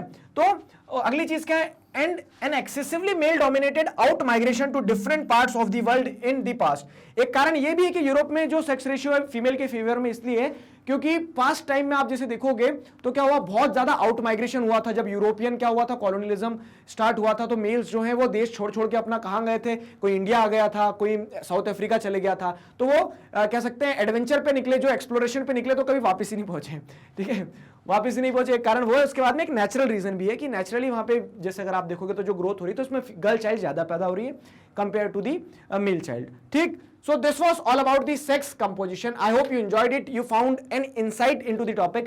सेक्स कंपोजिशन को हमने समझा। अब क्या हो सकता है पॉपुलेशन कंपोजिशन की बात करें तो सेक्स आपने ब्रॉड कैटेगरी देखी कि हाँ population is composed of two major sex. उसके बाद में अगर आप जैसे देखोगे तो एज भी एक इंपॉर्टेंट कंपोजिशन होता है population. Hello everybody, this is Digraj Singh Rajput, welcome to magnet brains. इस वीडियो में हम क्या पढ़ने वाले हैं, इस वीडियो में हम पढ़ेंगे एज स्ट्रक्चर के बारे में। What do you understand by age structure? जिस तरह से पिछले वीडियो में आपने ये देखा कि population is broadly composed of 2 sex, males और फीमेल्स, उसी तरह से अगर हम कोशिश करें तो हम आइडेंटिफाई कर सकते हैं कि population is composed of another important attribute that is age, ठीक है। तो एज स्ट्रक्चर वही दर्शाता है कि पॉपुलेशन के अंदर आपको क्या देखने को मिलेगा, पॉपुलेशन इन जनरल अगर आप देखोगे तो वो पॉपुलेशन अलग अलग एज ग्रुप में रहती है। पॉपुलेशन का एज स्ट्रक्चर जो है वो डिफरेंट कैटेगरीज में क्लासिफाई किया जा सकता है। जैसे आप देखोगे पॉपुलेशन में बुजुर्ग भी हैं, पॉपुलेशन में बच्चे भी हैं, पॉपुलेशन में आप देखोगे तो जवान लोग भी हैं, ठीक है। तो इस तरह से एज स्ट्रक्चर क्या दर्शाना चाहता है, तो age structure represents the number of people of different age group, number of people of different age group. आया समझ में? तो हम ये देखते हैं कि इन जनरल जो हमारी टोटल पॉपुलेशन में उसमें किस एज ग्रुप के कितने लोग हैं, वो एज स्ट्रक्चर को दर्शाता है। ठीक, it is an important indicator of population composition. और ये इंपॉर्टेंट इंडिकेटर कैसे हो सकता है वो आपको अब आगे जब ये इसके बाद वाला टॉपिक पढ़ोगे एज सेक्स पिरामिड, तो उसमें और क्लैरिटी मिल जाएगी फॉर योर इंफॉर्मेशन। लेकिन अभी जैसे मैं बताऊं तो एज सेक्स मतलब एज स्ट्रक्चर जो होता है एक इंपॉर्टेंट इंडिकेटर कैसे हो जाता है, तो आपको एज स्ट्रक्चर देख के पता चलेगा कि देश किस स्थिति में है। देश में अगर बच्चे ज्यादा होंगे तो आपको क्या समझ में आएगा कि फ्यूचर में पोटेंशियल है देश में, लेकिन अभी तो सब बच्चे हैं देश में। ठीक है, देश में सब बुजुर्ग होंगे तो आपको क्या समझ में आएगा कि हाँ देश में बुजुर्ग ज्यादा है, मतलब डिपेंडेंसी ज्यादा है देश में। ठीक है, देश में यंग पॉपुलेशन ज्यादा होगी तो आपको समझ में आएगा कि भैया देश इनका कर्मठ है। मतलब एक परिवार को देखते हैं ना, जब हम एक परिवार को देखते हैं तो हम क्या देखते हैं कि उस परिवार में अगर बच्चे ज्यादा हैं तो हम बोल सकते हैं कि इस परिवार में क्या है, अभी रिस्पॉन्सिबिलिटीज ज्यादा है, बच्चे हैं। बुजुर्ग ज्यादा है तो हम ये सोचते हैं कि अभी बुजुर्ग ज्यादा है। उस परिवार में अगर सब मैच्योर हो गए, सब यंग है, सब कमाने वाले हैं, तो हम बोलेंगे कि इनके परिवार की अब ग्रोथ होने वाली है। ठीक है, तो उसी तरह से कंट्री का एज स्ट्रक्चर भी हमें क्या बताता है, एक मतलब वो पॉपुलेशन कंपोजिशन का एक इंपॉर्टेंट इंडिकेटर है और ये बताता है कि country is in which position. ठीक, तो अब जैसे आप देखोगे ना तो ब्रॉडली 3 तरह का एज स्ट्रक्चर है, वर्किंग पॉपुलेशन का, यंग वर्किंग पॉपुलेशन का, यंग पॉपुलेशन का और एजिंग पॉपुलेशन का। कायदे से इससे इधर आना चाहिए था, बाकी समझो। देखो क्या है, अगर हम बात करते हैं किस चीज की, वर्किंग पॉपुलेशन की, तो 15 ईयर से 59 ईयर, ठीक 15 ईयर से 59 ईयर का एक मेजर चंक जो है वो हमारे वर्किंग पॉपुलेशन की कैटेगरी में आता है। और आप देखोगे तो नॉर्मली इस एज ग्रुप में इंसान काम कर रहा होता है, पैसा कमा रहा होता है, वो वर्किंग पॉपुलेशन हो गया। ठीक है, अब अगर दूसरे साइड पे आप देखोगे यंग पॉपुलेशन, जो मतलब बात करें तो सबसे पहले इनिशियल लेवल पे अगर हम देखेंगे कि देश में 15 साल से नीचे के जितने भी कह सकते हैं इंडिविजुअल्स हैं, ठीक है, उन्हें बच्चा कह रहे हैं हम, तो वो क्या यंग पॉपुलेशन की कैटेगरी में आ जाते हैं। और तीसरी कैटेगरी जो है वो है एजिंग पॉपुलेशन की, अबव 59 ईयर्स। अब ये तो फैक्ट हो गए, लेकिन इसको एनालाइज करो थोड़ा कि ये स्ट्रक्चर जो है, ये 3 कैटेगरीज में आपने जो एज स्ट्रक्चर को क्लासिफाई करा है उसकी इंपॉर्टेंस क्या है। तो इंपॉर्टेंस देखो यहां पे क्या है, अगर लार्ज साइज ऑफ पॉपुलेशन है जो एज ग्रुप 15 से 59 के बीच में है, तो ये क्या इंडिकेट करता है कि आपकी कंट्री में लार्ज वर्किंग पॉपुलेशन है। लार्ज वर्किंग पॉपुलेशन मतलब क्या है कि आपकी कंट्री में हर इंसान काम कर रहा है, लार्ज वर्किंग पॉपुलेशन है ना, तो majority of the population in your country is working. अब जब वो काम करेंगे तो क्या होगा, देश आगे बढ़ेगा ना, उनका काम करना मतलब देश का विकास होना। तो उस तरह से लार्ज वर्किंग पॉपुलेशन एक बहुत बड़ा क्या रहता है, एक डेमोग्राफिक एज रहता है। जैसे आप देखोगे तो राइट नाउ हम क्या कहते हैं कि इंडिया में वर्किंग पॉपुलेशन की जो क्या कह सकते हैं, वर्किंग पॉपुलेशन का जो कंपोजिशन है वो ज्यादा है, वो बात अलग है, काम नहीं है उनके पास। लेकिन यहां जैसे अगर आप देखोगे तो लार्ज वर्किंग पॉपुलेशन है, तो लार्ज वर्किंग पॉपुलेशन ये सिंबलाइज करती है कि पोटेंशियल है कंट्री में। चाइना की अगर आप बात करते हो तो 1990s की बात कर लो, ठीक है, first decade of 21st century की बात कर लो आप, तो उस टाइम पीरियड में उनके पास में वर्किंग पॉपुलेशन की कह सकते हैं वर्किंग पॉपुलेशन का जो प्रोपोर्शन था पॉपुलेशन में ज्यादा था, और इस कारण से वहां पे चाइना ने टेक ऑफ भी किया है। ठीक है, फिर क्या है, a great proportion of population above 60 year represents ageing population.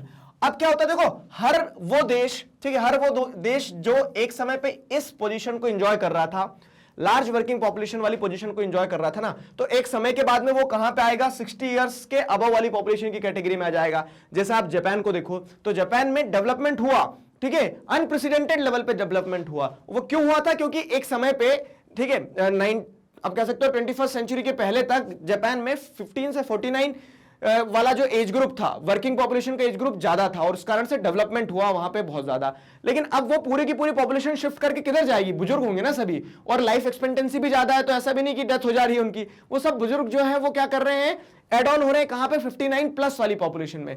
इससे क्या दर्शाया जाता है पता है, इससे ये दर्शाया जाता है, फिर ये चीज ये सिंबलाइज करती है कि अब जापान की क्या स्थिति है कि जापान में 60 इयर्स से ऊपर वाले मतलब एजिंग पॉपुलेशन का प्रोपोर्शन ज्यादा है, which requires more expenditure on healthcare facilities। ठीक है, तो अगर इस टाइम में कंट्री अच्छे से ग्रो कर जाता है ना, जब आपके पास लार्ज वर्किंग पॉपुलेशन रहती है, तो उसके बाद मतलब ऐसा है कि अगर आपने जवानी में मेहनत कर ली तो बुढ़ापे में आपको क्या रहेगा, आराम रहेगा। वही है कि इस टाइम पीरियड में अगर नेशन ग्रो कर जाता है तो वो जरूरी है ग्रो करना। क्यों, अगर इस टाइम पीरियड में जब लार्ज वर्किंग पॉपुलेशन है आप तब ग्रो नहीं करते हो, तो वो वर्किंग पॉपुलेशन जब एजिंग पॉपुलेशन में कन्वर्ट होगी तो उसके लिए एक हेल्थ केयर फैसिलिटी का रोबस्ट सिस्टम चाहिए रहेगा, एक्सपेंडिचर बहुत ज्यादा होगा। ठीक है, तो उस कंटेक्स्ट में क्या है, सारी जो अलग अलग फेजेस रहते हैं एज स्ट्रक्चर का, जो अलग अलग स्ट्रक्चर है ना, उसके इंपॉर्टेंस उसको एनालाइज करोगे तो जैसे हम कहते हैं कि बचपन में आपको क्या करना चाहिए, बचपन में आपको अच्छा खाना खाना चाहिए। क्यों? क्योंकि उससे आप जुड़े हुए हो, आपकी जब यंग एज में जाओगे, आप अच्छा खाना खाओगे पियोगे तो आप फिजिकली स्ट्रांग रहोगे, ठीक है। आप फिजिकली स्ट्रांग रहोगे तभी आप क्या कर पाओगे, अपनी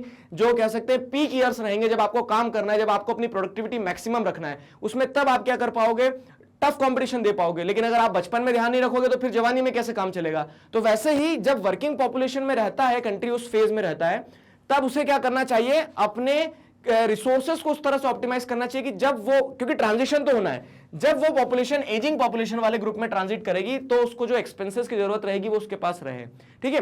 बाकी सिंपल सी चीज है, large ageing population symbolises that more expenditures are required, ठीक है। और वहीं पे अगर आप देखोगे तो similarly high proportion of young population, मतलब 0 से 15 साल या फिर 15 साल से नीचे वाले जो हैं, तो high proportion of young population would mean that the region has high birth rate and population is youthful, ठीक है। तो एक चीज तो ये दर्शा देते कि बहुत बच्चे पैदा हो रहे हैं, हाई बर्थ रेट है।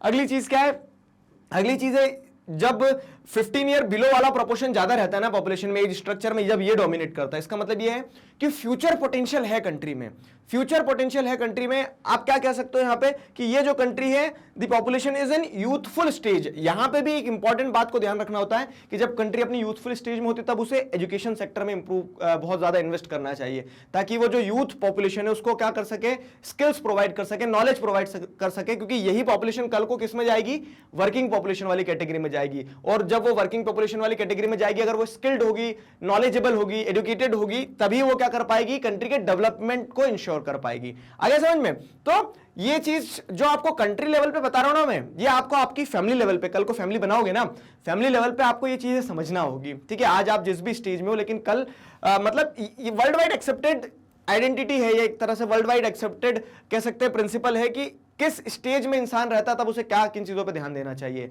खैर, coming back to the topic, तो एज स्ट्रक्चर समझ में आया, ठीक है। एज स्ट्रक्चर हमने देख लिया। अब एज स्ट्रक्चर को डिटेल में समझाया जाए अगर, तो वो एज सेक्स पिरामिड की मदद से समझाया जा सकता है। 3 अलग अलग तरह के एज सेक्स पिरामिड होते हैं, वो सारी चीजें हम नेक्स्ट वीडियो में पढ़ने वाले हैं। Hello everybody, this is Digraj Singh Rajput, welcome to magnet brains. इस वीडियो में हम क्या पढ़ने वाले हैं, इस वीडियो में हम पढ़ेंगे एज सेक्स पिरामिड के बारे में। एज सेक्स पिरामिड क्या होता है, पहला सवाल, ठीक है, और दूसरा सवाल क्यों पढ़ना है, तो सारी चीजें समझिए, कनेक्ट करना। हाँ, पिछले 2 वीडियोस में हमने क्या पढ़ा, एक में हमने सेक्स कंपोजिशन के बारे में पढ़ा और एक में हमने एज स्ट्रक्चर के बारे में पढ़ा। तो अब ये दोनों ही चीजें जो है, इन दोनों को एक साथ जब हम मिला के देखते हैं ना, तो हमें एक कॉम्प्रिहेंसिव पिक्चर समझ में आती है किस चीज की, पॉपुलेशन कंपोजिशन की। क्लियर? तो पॉपुलेशन कंपोजिशन को और डिटेल्ड वे में समझना है तो दोनों चीजों को एक साथ समझिए। अब वो दोनों चीजों को जब हम एक साथ पढ़ते हैं, समझते हैं, ज्योग्राफिकली जैसे अगर आप देखोगे, हिस्टोग्राफ पे अगर आप देखोगे, तो आपको वो एज सेक्स पिरामिड के थ्रू समझाया जाता है। यह है एज सेक्स पिरामिड, और क्या होता है, कैसे समझते हैं, वो सारी चीजें मैं आपको बताता हूं। What are the different types of age sex pyramid, वो भी हम इसी वीडियो में जानेंगे, एसोसिएटेड टॉपिक है, ठीक है।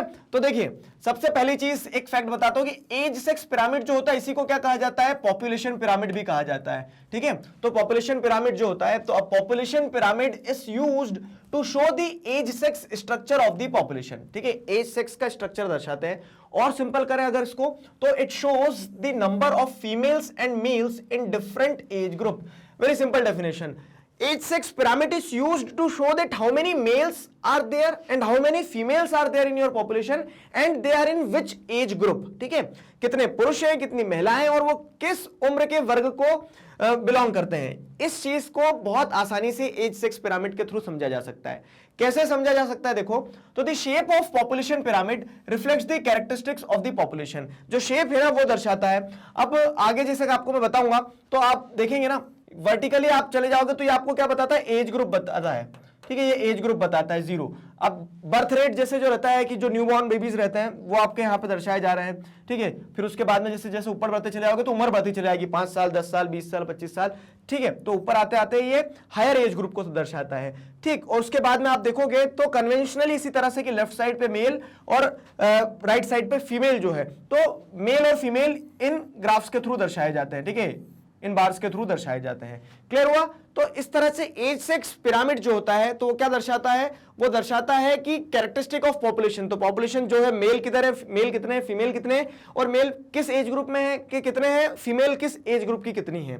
ठीक, the left side shows the percentage of male while the right side shows the percentage of women in age group. अब अगर आप देखोगे तो अभी जो प्रीवियस चैप्टर्स पढ़ के आए देखो सारी चीजें कनेक्ट करना है। यहाँ पे एज सेक्स पिरामिड कितनी सारी चीजें बता देता है, ये आपको ये भी बता देगा कि आपकी कंट्री में मेल फीमेल का जो सेक्स रेशियो वो कैसा है। ठीक है, क्या पढ़ा था हमने पिछले चैप्टर में, मेल फीमेल का सेक्स रेशियो में जब हमने चीजों को सीख रहे थे तो हमने बताया था कि नंबर ऑफ मेल्स, पिछले वीडियोस में हमने पढ़ा था ना, number of male females per 1000 mail. तो अगर आप देखोगे कि ये मान लो 0 से 5 ये वाला वर्टिकली आपको एज दर्शाता है, तो ये वाला जो बार है आपका ये क्या दर्शा रहा है, 0 से 5 वाला एज ग्रुप दर्शा रहा है। और यहाँ पे मान लीजिए 1000 है, ठीक है, यहाँ पे यहाँ तक 1000 आ गया, इधर 1010 मतलब 1100 ले लेते हैं चलो अपन। ठीक है, तो 1000 अगर मेल से, और ये वाला ग्राफ बार आपका छोटा है और ये कितने पे आ रहा है, 990 पे आ रहा है या फिर 900 पे आ रहा है, चलो ठीक, तो क्या होगा, तो हमें समझ में आएगा कि हाँ कंट्री में 0 से 5 की एज ग्रुप में सेक्स रेशियो का क्या कंपोजिशन है, वो हमें पता चल जाता है। हमें ये पता चल जाता है कि कंट्री में कौन सी एज ग्रुप की पॉपुलेशन ज्यादा है, तो हमें समझ में आ रहा है 0 से 5 की एज ग्रुप वाले लोग ज्यादा है। इसका मतलब क्या, कंट्री में बच्चे ज्यादा है तो यहाँ पे ह्यूमन डेवलपमेंट पे ज्यादा फोकस किया जाना चाहिए।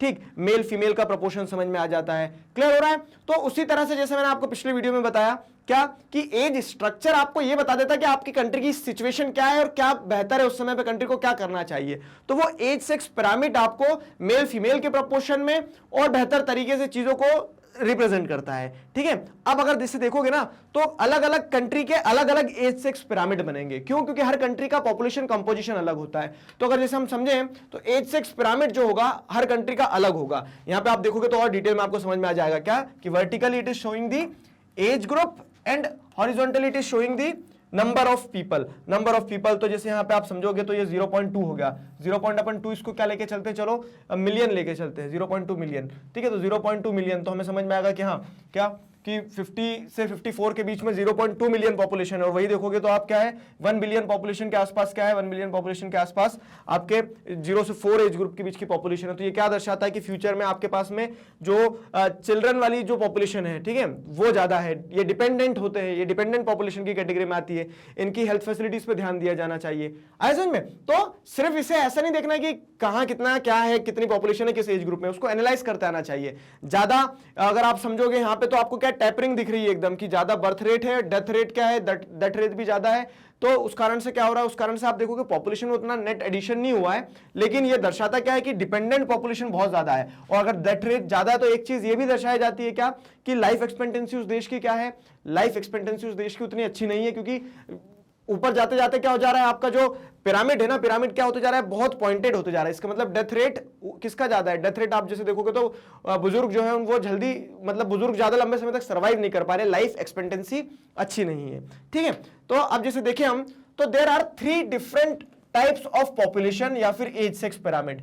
एक्सपेंडिंग पॉपुलेशन पिरामिड, एक्सपेंडिंग मतलब क्या है कि बेस जिसका बहुत ब्रॉड होते जा रहा है, ठीक है, और एक्सपेंडिंग को ऐसे भी समझ सकते हो कि पॉपुलेशन जिसकी एक्सपैंड हो रही है, क्यों, क्योंकि ऊपर जाते जाते तो क्या हो जा रहा है कि आप देखोगे तो पॉपुलेशन डिक्लाइन हो रही है। ठीक है, फिर दूसरा जो होता है तो constant population pyramid. Constant population pyramid मतलब क्या है कि वर्किंग पॉपुलेशन जितनी है उतनी आपको क्या देखने को मिल रही है, मतलब आप देखोगे तो यहाँ एक कांस्टेंट लेवल चलता आ रहा है कि डेथ रेट और बर्थ रेट दोनों ही कंट्रोल्ड है। तो डेवलप्ड कंट्रीज के अधिकतर इस तरह के क्या देखने को मिलते हैं, एज सेक्स पिरामिड देखने को मिलते हैं। वहीं पे जैसे कुछ कुछ क्या होते हैं, declining population pyramid. Declining population pyramid मतलब क्या है कि आप देखो जो 0 से 4 वाला एज ग्रुप है या फिर 5 से 9 देख लो, 15 के नीचे देखोगे तो 15 के नीचे वाला पॉपुलेशन पिरामिड क्या दर्शा रहा है, मेल और फीमेल दोनों ही कंटेक्स्ट में ये दर्शा रहा है कि इनकी पॉपुलेशन कम है।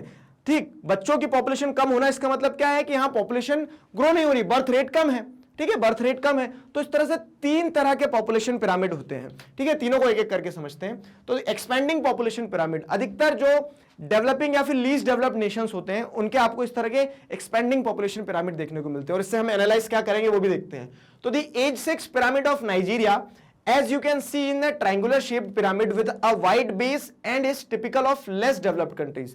ठीक है, तो जो less developed least developed countries होती है उसके पिरामिड ऐसे रहते हैं जहां पे वाइड बेस रहता है। ये क्या दर्शाता है, बर्थ रेट बहुत ज्यादा है, मतलब यहां पॉपुलेशन एक्सप्लोजन वाली केस है। तो बांग्लादेश की बात कर लो, मैक्सिको की बात कर लो, जिन देशों में पॉपुलेशन ज्यादा है उन देशों का पॉपुलेशन पिरामिड आपको ऐसे ही देखने को मिलेगा। फिर क्या है, these have larger population in lower age groups due to high birth rate, is that clear. और ये हाई बर्थ रेट ये दर्शाता है कि ये पॉपुलेशन डिपेंडेंट है, ऐसा थोड़ी बच्चा पैदा होते से काम पे चले जाएगा, उसको आपको क्या करना पड़ेगा, यहाँ पे स्पेशल एम्फेसिस किया जाना चाहिए उसके एजुकेशन पे, हेल्थ पे, ताकि कल को वो एक एसेट बने, ना कि एक लाइबिलिटी। ठीक, फिर क्या है, if you construct the pyramid of for Bangladesh and Mexico it would look the same. ठीक है, वो पिरामिड भी ऐसा ही लगेगा अगर बांग्लादेश और मैक्सिको को बनाया जाएगा। क्या एनालाइज किया आपने कि डेवलपिंग नेशंस में due to high birth rate, ये भी पढ़ के हमने कि डेवलपिंग नेशंस में हमेशा क्या रहता है, बर्थ रेट हाई रहता है। और फिर एक चीज और समझाई थी मैंने आपको कि नेगेटिव कोरिलेशन होता है इकोनॉमिक डेवलपमेंट और पॉपुलेशन ग्रोथ के बीच में। जिस देश में पॉपुलेशन बहुत तेजी से बढ़ती है वहां पे इकोनॉमिक ग्रोथ उतनी तेजी से नहीं हो पाती है। क्यों? क्योंकि वो बढ़ती पॉपुलेशन बर्डन बनती है किसके ऊपर, डेवलपमेंटल प्लान्स के ऊपर, इकोनॉमिक्स के ऊपर। ठीक है, तो इसी कारण अधिकतर डेवलपिंग कंट्रीज के आपको ऐसे ही पॉपुलेशन पिरामिड देखने को मिलेंगे। और फिर ऊपर जाते जाते जैसे देखोगे ना तो ये पॉइंटेड हो जाता है कहां पे पिरामिड ऊपर, तो ये भी दर्शाता है कि यहाँ पे क्या है, लाइफ एक्सपेक्टेंसी उतनी ज्यादा नहीं है, हेल्थ फैसिलिटीज उतनी अच्छी नहीं होती, इसी कारण से लोग सर्वाइव नहीं कर पाते, उनकी डेथ हो जाती है। यही आप जब दूसरे पिरामिड में देखोगे, यहां तक समझ में आया, यही चीज आप जब दूसरे पिरामिड में देखोगे तो आपको क्या देखने को मिल रहा है कि लोगों की लाइफ एक्सपेक्टेंसी ज्यादा होती है। ठीक है, डेवलप्ड नेशंस के पिरामिड आपको इस तरह के देखने को मिलेंगे जो कांस्टेंट पॉपुलेशन पिरामिड को दर्शाते हैं। फॉर एग्जांपल हम ऑस्ट्रेलिया का केस यहां पर देखेंगे हम जैसे। ठीक है, तो अब देखो डेवलप्ड और डेवलपिंग को आप सिर्फ इसी पैरामीटर पे नहीं देख सकते हो, लेकिन ये बहुत हद तक आपको रियलिटी दर्शा देता है। अब जैसे इंडिया की हम बात करते हैं तो इंडिया में क्या है, इंडिया में आप समझोगे ना तो इंडिया भी क्या है, डेवलपिंग नेशंस में आता है। तो हमारी स्थिति, हमारा पॉपुलेशन पिरामिड इतना बुरा नहीं है नाइजीरिया जैसा, ठीक है, लेकिन फिर भी क्या है, आपको आप इंडिया का अगर पॉपुलेशन पिरामिड देखोगे ना तो इंडिया के पॉपुलेशन पिरामिड में क्योंकि लाइफ एक्सपेक्टेंसी लोगों की रिलेटिवली थोड़ी इंप्रूव हुई है, लेकिन हाई बर्थ रेट जो है, तो हाई बर्थ रेट के कारण बेस हमारा भी बड़ा है। अब क्या हो रहा है कि अब आते आते धीरे धीरे क्योंकि पॉपुलेशन ग्रोथ रेट डिक्लाइन हुई है तो नीचे पॉपुलेशन पिरामिड इस तरह से हो रहा है। मतलब we are in the transition, हम ट्रांजिट करके किधर जाएंगे, हम ट्रांजिट करके इस पॉपुलेशन पिरामिड के स्टेज में जाने वाले हैं।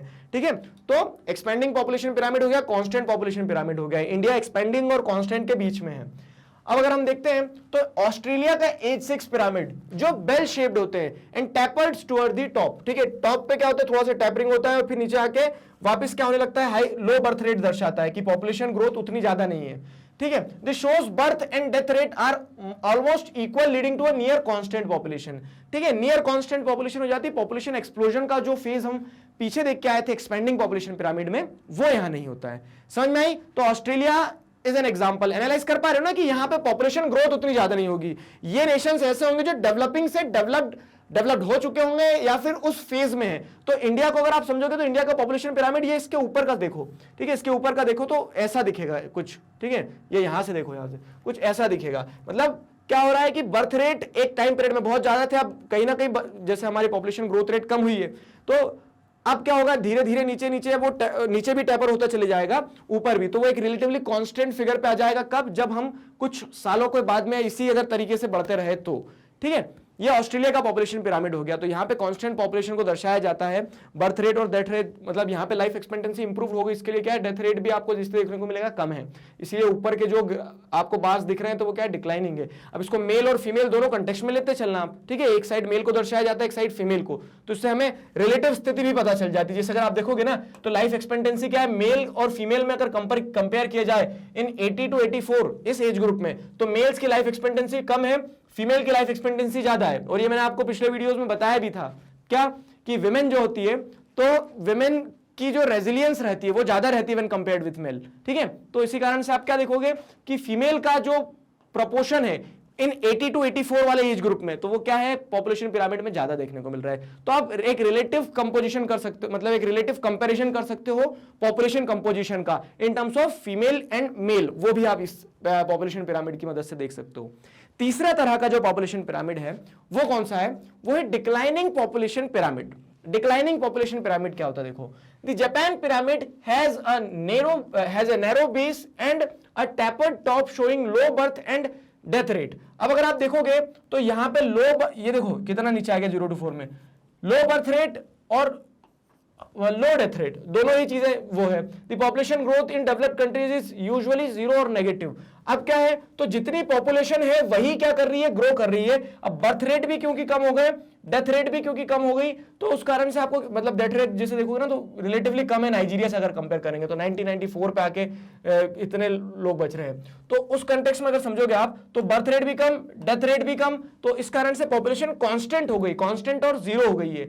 ये क्या हो जाएगा, ये हो जाएगा कि narrow base and tapered top showing low birth rate and death rates, which symbolizes, एक चीज अगर यहां समझोगे, जीरो और नेगेटिव पॉपुलेशन जो है ना, इसका नेगेटिव इंपैक्ट क्या हो सकता है, इसको एनालाइज अगर हम करेंगे कि आज तो चलो ठीक है आपने पॉपुलेशन को जीरो कर लिया, लेकिन कल को ये वाली जो पॉपुलेशन जो आज वर्किंग एज ग्रुप में है, जब ये कल को किधर ट्रांजिट कर जाएगी, ये कर जाएगी एजिंग पॉपुलेशन में। जब ये 60 अबव होने लगेंगे तो उसके बाद में क्या होगा कि ये अब 60 अबव हो गए, अब ये क्या होंगे, इनके ऊपर एक्सपेंसेस हमें करना पड़ेंगे, ठीक है। एजिंग पॉपुलेशन है तो उनका ध्यान रखना पड़ेगा, health care facilities, medical facilities होना चाहिए रहेगी। अब वो डिपेंडेंट है, वो भी एक तरह से बच्चे जैसे डिपेंडेंट होते वैसे बुजुर्ग भी डिपेंडेंट हो जाते हैं एक समय के बाद में। तो वो बुजुर्ग डिपेंडेंट है तो किसके ऊपर डिपेंडेंट होंगे अगर पॉपुलेशन ग्रोथ ही आपका जीरो रहेगा, उन्हें संभालने वाला कौन रहेगा, आया समझ में। तो बुढ़ापे का सहारा कौन बनेगा, तो एक ये नेगेटिव इंपैक्ट हो सकता है जापान के पॉपुलेशन पिरामिड का कि एक लार्ज एजिंग पॉपुलेशन रहेगी और जो कम वर्किंग पॉपुलेशन रहेगी ना उसके ऊपर प्रेशर जो रहेगा वो ज्यादा रहेगा, उसके ऊपर डिपेंडेंस जो रहेगी वो ज्यादा रहेगी। ये सीधी सी कहानी थी।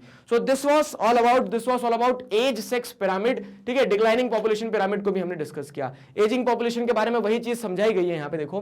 तो population aging is the process by which share of older population becomes proportionally larger, ठीक है। एजिंग पॉपुलेशन क्या होती है कि एक वो फिनोमिना जिसके चलते आपको क्या देखने को मिल रहा है कि एजिंग पॉपुलेशन जो बुजुर्ग हैं उनका प्रोपोर्शन पॉपुलेशन में ज्यादा हो जाएगा। तो उससे क्या होगा, this is new phenomena of 20th century. 20th century में इस तरह से ऑब्जर्व किया गया।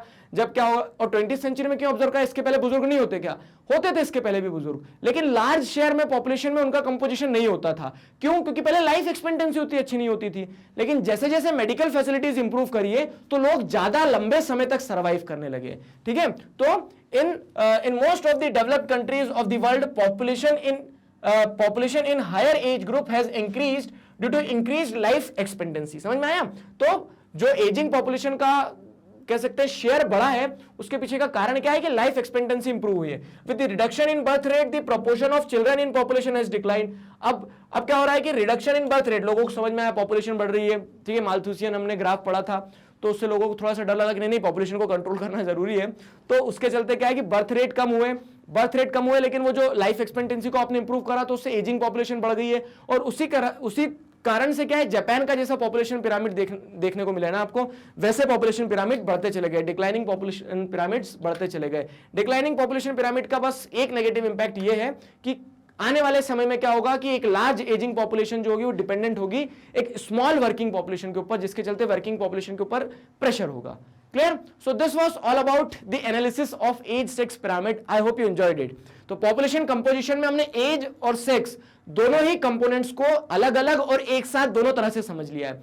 अब और क्या क्राइटेरियाज हो सकते हैं, ठीक है। अब और क्या हम कह सकते हैं कि इंडिकेटर्स हो सकते हैं जो दर्शाते हैं कि पॉपुलेशन कंपोजिशन कैसा है। तो उसमें हम रूरल अर्बन डिवाइड की बात कर सकते हैं या फिर रूरल अर्बन कंपोजिशन की बात कर सकते हैं कि पॉपुलेशन आपकी कुछ रूरल एरियाज में रहती है, कुछ अर्बन एरियाज में। टॉपिक क्या है वो नेक्स्ट वीडियो में हम पढ़ने वाले हैं। Hello everybody, this is Digraj Singh Rajput. Welcome to magnet brains. इस वीडियो में हम क्या पढ़ने वाले हैं, इस वीडियो में हम पढ़ेंगे रूरल अर्बन कंपोजिशन के बारे में। क्यों पढ़ने वाले हैं, क्या है रूरल अर्बन कंपोजिशन, ये सारी चीजें अच्छे से समझिए। देखिए पिछले वीडियोस में आपने क्या देखा कि जब आप पॉपुलेशन कंपोजिशन को पढ़ते हैं तो एज एक इंपॉर्टेंट फैक्टर हो जाता है, सेक्स एक इंपॉर्टेंट फैक्टर हो जाता है, एक इंपॉर्टेंट एट्रीब्यूट हो जाता है जिससे आप ये समझ पाते हैं कि population is composed of what. अब उसी तरह से जब आप रूरल अर्बन कंपोजिशन को पढ़ते हैं ना तो it gives you an idea that population is composed of what. Population is composed of rural population और population is composed of urban population, ठीक है। तो पॉपुलेशन इन जनरल में एक सेक्शन रूरल एरियाज में रह रहा होगा वो रूरल पॉपुलेशन, एक सेक्शन अर्बन एरियाज में रह रहा होगा वो अर्बन पॉपुलेशन। तो इस तरह से रूरल अर्बन पॉपुलेशन आपको ये दर्शाता है, ये बताता है कि आपकी टोटल पॉपुलेशन में कितना सेक्शन रूरल एरियाज में रह रहा है, कितना सेक्शन अर्बन एरियाज में रह रहा है। वेरी सिंपल, आया समझ में ये। अब उसी चीज को हम क्या करने वाले हैं, इस वीडियो में पढ़ने वाले हैं, समझने वाले हैं। देखिए यहां पे अब क्या हो रहा है ना, अगर आपने ऑब्जर्व किया होगा तो हम सिर्फ सेक्स कंपोजिशन को ये नहीं पढ़ रहे हैं कि कितने मेल्स हैं कितने फीमेल्स हैं, उसे एनालाइज भी कर रहे हैं, उससे एसोसिएटेड इश्यूज को भी समझ रहे हैं। वैसे ही हम यहां पे रूरल अर्बन कंपोजिशन को पढ़ेंगे, ये देखेंगे कि कितनी पॉपुलेशन रूरल एरियाज में है, कितनी पॉपुलेशन अर्बन एरियाज में। उसके अलावा उससे एसोसिएटेड इश्यूज जो आपकी बुक आपको बताना चाह रही है और उससे बाहर भी, वो सारी चीजें क्या करेंगे, हम डिस्कस करेंगे। ठीक है, तो population composition, population is composed of what में हमने age, sex individually, age sex pyramid को, ये सारी चीजों को तो समझा है। अब हम देखते हैं कि रूरल और अर्बन किस तरह से पॉपुलेशन दो अलग अलग एरियाज में कंपोज्ड है। फाइन, तो what is rural urban composition? The division of population into rural and urban based on the place of residence gives us an information of rural urban composition. Very simple. ठीक है, तो यहां पे एक सीधी साधारण सी definition दी गई है। अब सवाल ये आता है why this division is required? Age में कर लिया आपने, सेक्स में कर लिया, एज सेक्स पिरामिड बना लिया, हमारा काम क्यों बढ़ा रहे हो? एक और क्लासिफिकेशन या फिर एक और कह सकते हैं एट्रीब्यूट जिसमें आप ये आइडेंटिफाई करो कि what population is composed of. ठीक है, तो why this division is required? क्यों करना है डिवीजन? देखिए, तो this division is necessary because rural and urban lifestyles differ from each other in terms of their livelihood and social conditions. ये point को आपको ध्यान में रखना है क्या, कि रूरल और अर्बन, ये डिवीजन पॉपुलेशन का, पॉपुलेशन जो टोटल पॉपुलेशन है उसको कंपोजिशन के लेवल पर अगर हम देखेंगे तो कितनी पॉपुलेशन रूरल है, कितनी पॉपुलेशन अर्बन है, ये डिवीजन हमें एक बहुत इंपॉर्टेंट आइडिया देता है। क्यों? क्योंकि जो लाइफस्टाइल कह सकते हैं या फिर कह सकते हैं जो फिजिकल और कह सकते हैं कि ह्यूमन डेवलपमेंट वाले एस्पेक्ट्स रहेंगे, कि रूरल एरियाज में जिस तरह का लोग जीवन जी रहे होंगे, वहां पे जो फैसिलिटीज होगी वो कंपेयर करोगे अर्बन एरियाज से, तो दोनों में डिफरेंस आएगा। ठीक है, तो इन शॉर्ट हम कह सकते हैं कि lifestyle of rural population is different from the lifestyle of urban population, and if you want to have an exact idea about what type of lifestyle a majority of your population is living, then you should do the classification based on rural and urban areas. Getting the idea? समझ में आई चीजें क्या, कि the division is necessary because rural and urban lifestyle differ from each other. दोनों एक दूसरे से अलग अलग होते हैं। जो ग्रामीण क्षेत्र में लोग रह रहे होंगे वो अलग जीवन जी रहे हैं, और जो शहरी क्षेत्र में लोग जी रहे होंगे वो अलग जीवन जी रहे हैं। ठीक है, in terms of their livelihood and social conditions. Livelihood की अगर बात करें तो देखो, life in rural areas are hard, no doubt. ठीक है, आज तो फिर भी क्या चीजें बहुत हद तक कह सकते हैं कि एक अर्बन रूरल आपको क्या लिंक देखने को मिलेगा, कि जो चीजें पहले शहरों में हुआ करती थी अब वो गांव में तक पहुंच गई है, ऑनलाइन डिलीवरी होने लगी है गांव तक। ठीक है, लेकिन फिर भी जो लाइवलीहुड लोगों की रूरल एरियाज में रहती है वो बहुत टू दी ग्राउंड रहती है, हार्ड रहता है। ठीक है, वहां पे मेहनत करना पड़ती है, फिजिकल वर्क ज्यादा रहता है, सोशल कंडीशंस अलग रहती है। ठीक है, वहां पे सोसाइटी मतलब आप देखोगे तो सोसाइटी का नजरिया अलग होता है, गांव में और शहरों में अलग होता है। ठीक है, तो कल्चर्स अलग अलग हो जाते हैं। तो उस कंटेक्स्ट में हमें दोनों क्लासिफिकेशन को पढ़ना समझना जरूरी है। ठीक है, द एज सेक्स ऑक्यूपेशन। अब देखो, एज सेक्स तो आप जानते हो ऑक्यूपेशनल। अब क्या होता है, रूरल एरियाज में लोग, रूरल एरिया में कोई सॉफ्टवेयर इंजीनियर नहीं होगा, ठीक है, लेकिन अर्बन एरियाज में आपको दिखेंगे सॉफ्टवेयर इंजीनियर। अर्बन एरिया में आपको फार्मर्स नहीं मिलेंगे। रूरल एरियाज में क्या होगा, ऑक्यूपेशनल स्ट्रक्चर अगर जैसे देखोगे तो the main occupation of the rural India is agriculture. ठीक, तो उस कंटेक्स्ट में क्या है, जो एज सेक्स ऑक्यूपेशनल स्ट्रक्चर होता है, डेंसिटी ऑफ पॉपुलेशन, कहां शहरों में लोग एक के ऊपर एक रह रहे हैं। ठीक है, गांव में क्या होता है, बड़े बड़े प्लॉट हैं, 10-10 एकड़ के प्लॉट है, उसमें एक अकेला घर है। तो जो डेंसिटी ऑफ पॉपुलेशन है वो भी वेरी करती है। अब डेंसिटी वेरी करती है तो रिसोर्स एग्जॉशन भी वेरी करेगा। ठीक है, रिसोर्सेज की तंगी रहती है रूरल अर्बन एरियाज में, रूरल एरियाज में रिसोर्सेज की उतनी दिक्कत नहीं रहती है। ठीक, एक रिलेटिव कंपैरिजन कर रहे हैं हम। तो density of population, level of development, शहर में आपको क्या मिलेगा, सब कुछ कंक्रीटाइज्ड मिलेगा, सब कुछ रोड, पानी, ये वो सारा सब कुछ। शायद गांव में ना मिले, कीचड़ होगा, गोबर होगा। ठीक है, लेकिन उसका भी अपना मजा है। तो उस तरह से क्या है, उस तरह से level of development very between rural and urban area. तो अब जब आप देख रहे हैं लोगों की लाइवलीहुड, लोगों का लाइफस्टाइल, लोगों की सोशल कंडीशंस, जो एज सेक्स ऑक्यूपेशनल स्ट्रक्चर है, डेंसिटी ऑफ पॉपुलेशन है, मल्टीपल डायमेंशंस मैंने आपको बता दिए जो रूरल और अर्बन एरियाज को एक दूसरे से डिफरेंशिएट करते हैं, वहां रह रही पॉपुलेशन को एक दूसरे से डिफरेंशिएट करते हैं। इसीलिए इस डिवीजन को या फिर कह सकते हैं इस एट्रीब्यूट को भी हम पढ़ते हैं when we study population composition. I hope the concept is clear. यहां तक चीजें समझ में आई है कि हमें पॉपुलेशन कंपोजिशन को रूरल अर्बन कंपोजिशन के टर्म्स में क्यों पढ़ना है। ठीक है, तो अगर हम जैसे देखें, अब आप ये बताओ कौन सी जगह रूरल होगी, कौन सी जगह अर्बन होगी। रूरल और अर्बन कैसे क्लासीफाई करोगे आप? तो रूरल और अर्बन क्लासीफाई करने के लिए आपको ये देखना पड़ेगा, वो एरिया जहां जिसे हम रूरल कहेंगे उस वहां की पॉपुलेशन को रूरल पॉपुलेशन, जिस एरिया को हम अर्बन कहेंगे वहां की पॉपुलेशन को अर्बन पॉपुलेशन। अब रूरल किस एरिया को कहोगे और अर्बन किस एरिया को कहोगे? ठीक है, अब मैंने वही कहा ना कि आजकल रूरल और अर्बन जो है तो लिंक होता जा रहा है। कैसे लिंक होता जा रहा है? ऑनलाइन डिलीवरी रूरल एरिया तक भी पहुंच रही है। तो अपार्ट फ्रॉम जोक, अगर बताएं चीजें तो the criteria for differentiating rural and urban population varies from country to country. ठीक है, अमेरिका का एक गांव जो होगा तो हो सकता है इंडिया के किसी शहर की तरह हो।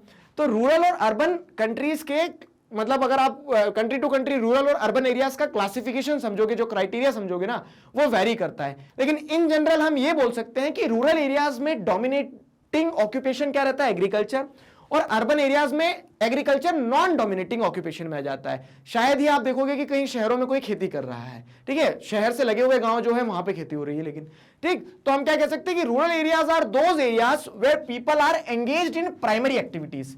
ठीक है, मछली पालन हो रहा है, पेड़ लगा रहे हैं, तो मतलब कह सकते हैं कि फ्रूट्स वगैरह बेच रहे हैं, ये सारी चीजें हो रही है, वेजिटेबल्स बेच रहे हैं, कोर फार्मिंग परफॉर्म की जा रही है। अभी आप पढ़ोगे सारा सब कुछ नेक्स्ट टू नेक्स्ट चैप्टर में, जब आप प्राइमरी एक्टिविटीज वाला चैप्टर पढ़ोगे। तो उस तरह से रूरल एरिया, लेकिन आप किस एरिया को कहोगे, जहां पे people are engaged in primary activities. वैसे ही अर्बन एरिया आप किस एरिया को कहोगे, where the people are engaged in non primary activities. What are non primary activities? तो मैन्युफैक्चरिंग में एंगेज्ड होंगे, सर्विस सेक्टर में एंगेज्ड होंगे। ठीक है, अब जैसे आप कहेंगे तो शहरों में क्या देखने को मिलता है, आप कोई शॉपकीपर है तो कोई किसी एक फैक्ट्री में काम कर रहा है, कोई दूसरी सर्विस प्रोवाइड कर रहा है, कोई टीचर है, ठीक है, कोई डॉक्टर है, कोई इंजीनियर है। तो इस तरह से, ठीक है, अर्बन और रूरल एरियाज को आपने क्लासीफाई कर दिया। आप उस हिसाब से आप क्या करोगे, अर्बन और रूरल एरियाज को क्लासीफाई कर दिया, तो यहां रह रही पॉपुलेशन को रूरल एरिया, वहां रह रही पॉपुलेशन को अर्बन एरिया कहोगे। अब एक इंपॉर्टेंट इंडिकेटर है यहां पे, रूरल अर्बन सेक्स कंपोजिशन। अब देखो, rural urban classification, rural urban composition समझ में आया आपको। अब आप इसको पॉपुलेशन के टर्म्स में देख रहे हो, तो आपने पॉपुलेशन के कंपोजिशन में एज भी देखा था, सेक्स भी देखा था। तो अब आप वो जो एक और इंडिकेटर था, एक और एट्रीब्यूट था सेक्स, उसे भी यहां जोड़ दो। कैसे कि रूरल अर्बन सेक्स कंपोजिशन क्या दर्शाना चाहता है। डेफिनेशन इंपॉर्टेंट है, 1 मार्क्स में ऐसी पूछी जाती है। और एक इंपॉर्टेंट क्वेश्चन आपका यहां बन रहा है, क्या बन रहा है कि what do you understand by rural urban sex composition. अगर आप सेक्स हटा देंगे तो क्या हो जाएगा, रूरल अर्बन कंपोजिशन पूछा जाएगा क्वेश्चन में। तो उसमें आप बता देना कि रूरल अर्बन कंपोजिशन क्या स्टडी करता है कि how many people are living in rural areas and how many people are living in urban areas. वो रूरल अर्बन कंपोजिशन हो गया, सिंपल। अब अगर रूरल अर्बन सेक्स कंपोजिशन पूछ लिया एग्जाम में, तब ध्यान रखना, तब क्या लिखना है, it shows the number of females per 1000 mail. Number of females per 1000 mail तो सेक्स कंपोजिशन होता है, सेक्स रेशियो होता है, सिंपल सी चीज। लेकिन उसमें आप क्या लगा दोगे, it shows the number of females per 1000 male in rural and urban area respectively. जब आप क्या करते हो कि रूरल एरिया का सेक्स कंपोजिशन देखते हो, अर्बन एरिया का सेक्स कंपोजिशन देखते हो, ठीक है, तो इसको एक साथ जोड़ के हम क्या बोल सकते हैं, rural urban sex composition. Sex ratio तो आपको पता है ना, अभी पिछले वीडियो में पढ़ के आए हैं हम, ठीक है। तो उसी तरह से रूरल अर्बन सेक्स मतलब रूरल अर्बन सेक्स कंपोजिशन ये बताता है कि number of females per 1000 male in rural and urban population, ठीक है। तो वो आपको रूरल अर्बन सेक्स कंपोजिशन बताता है।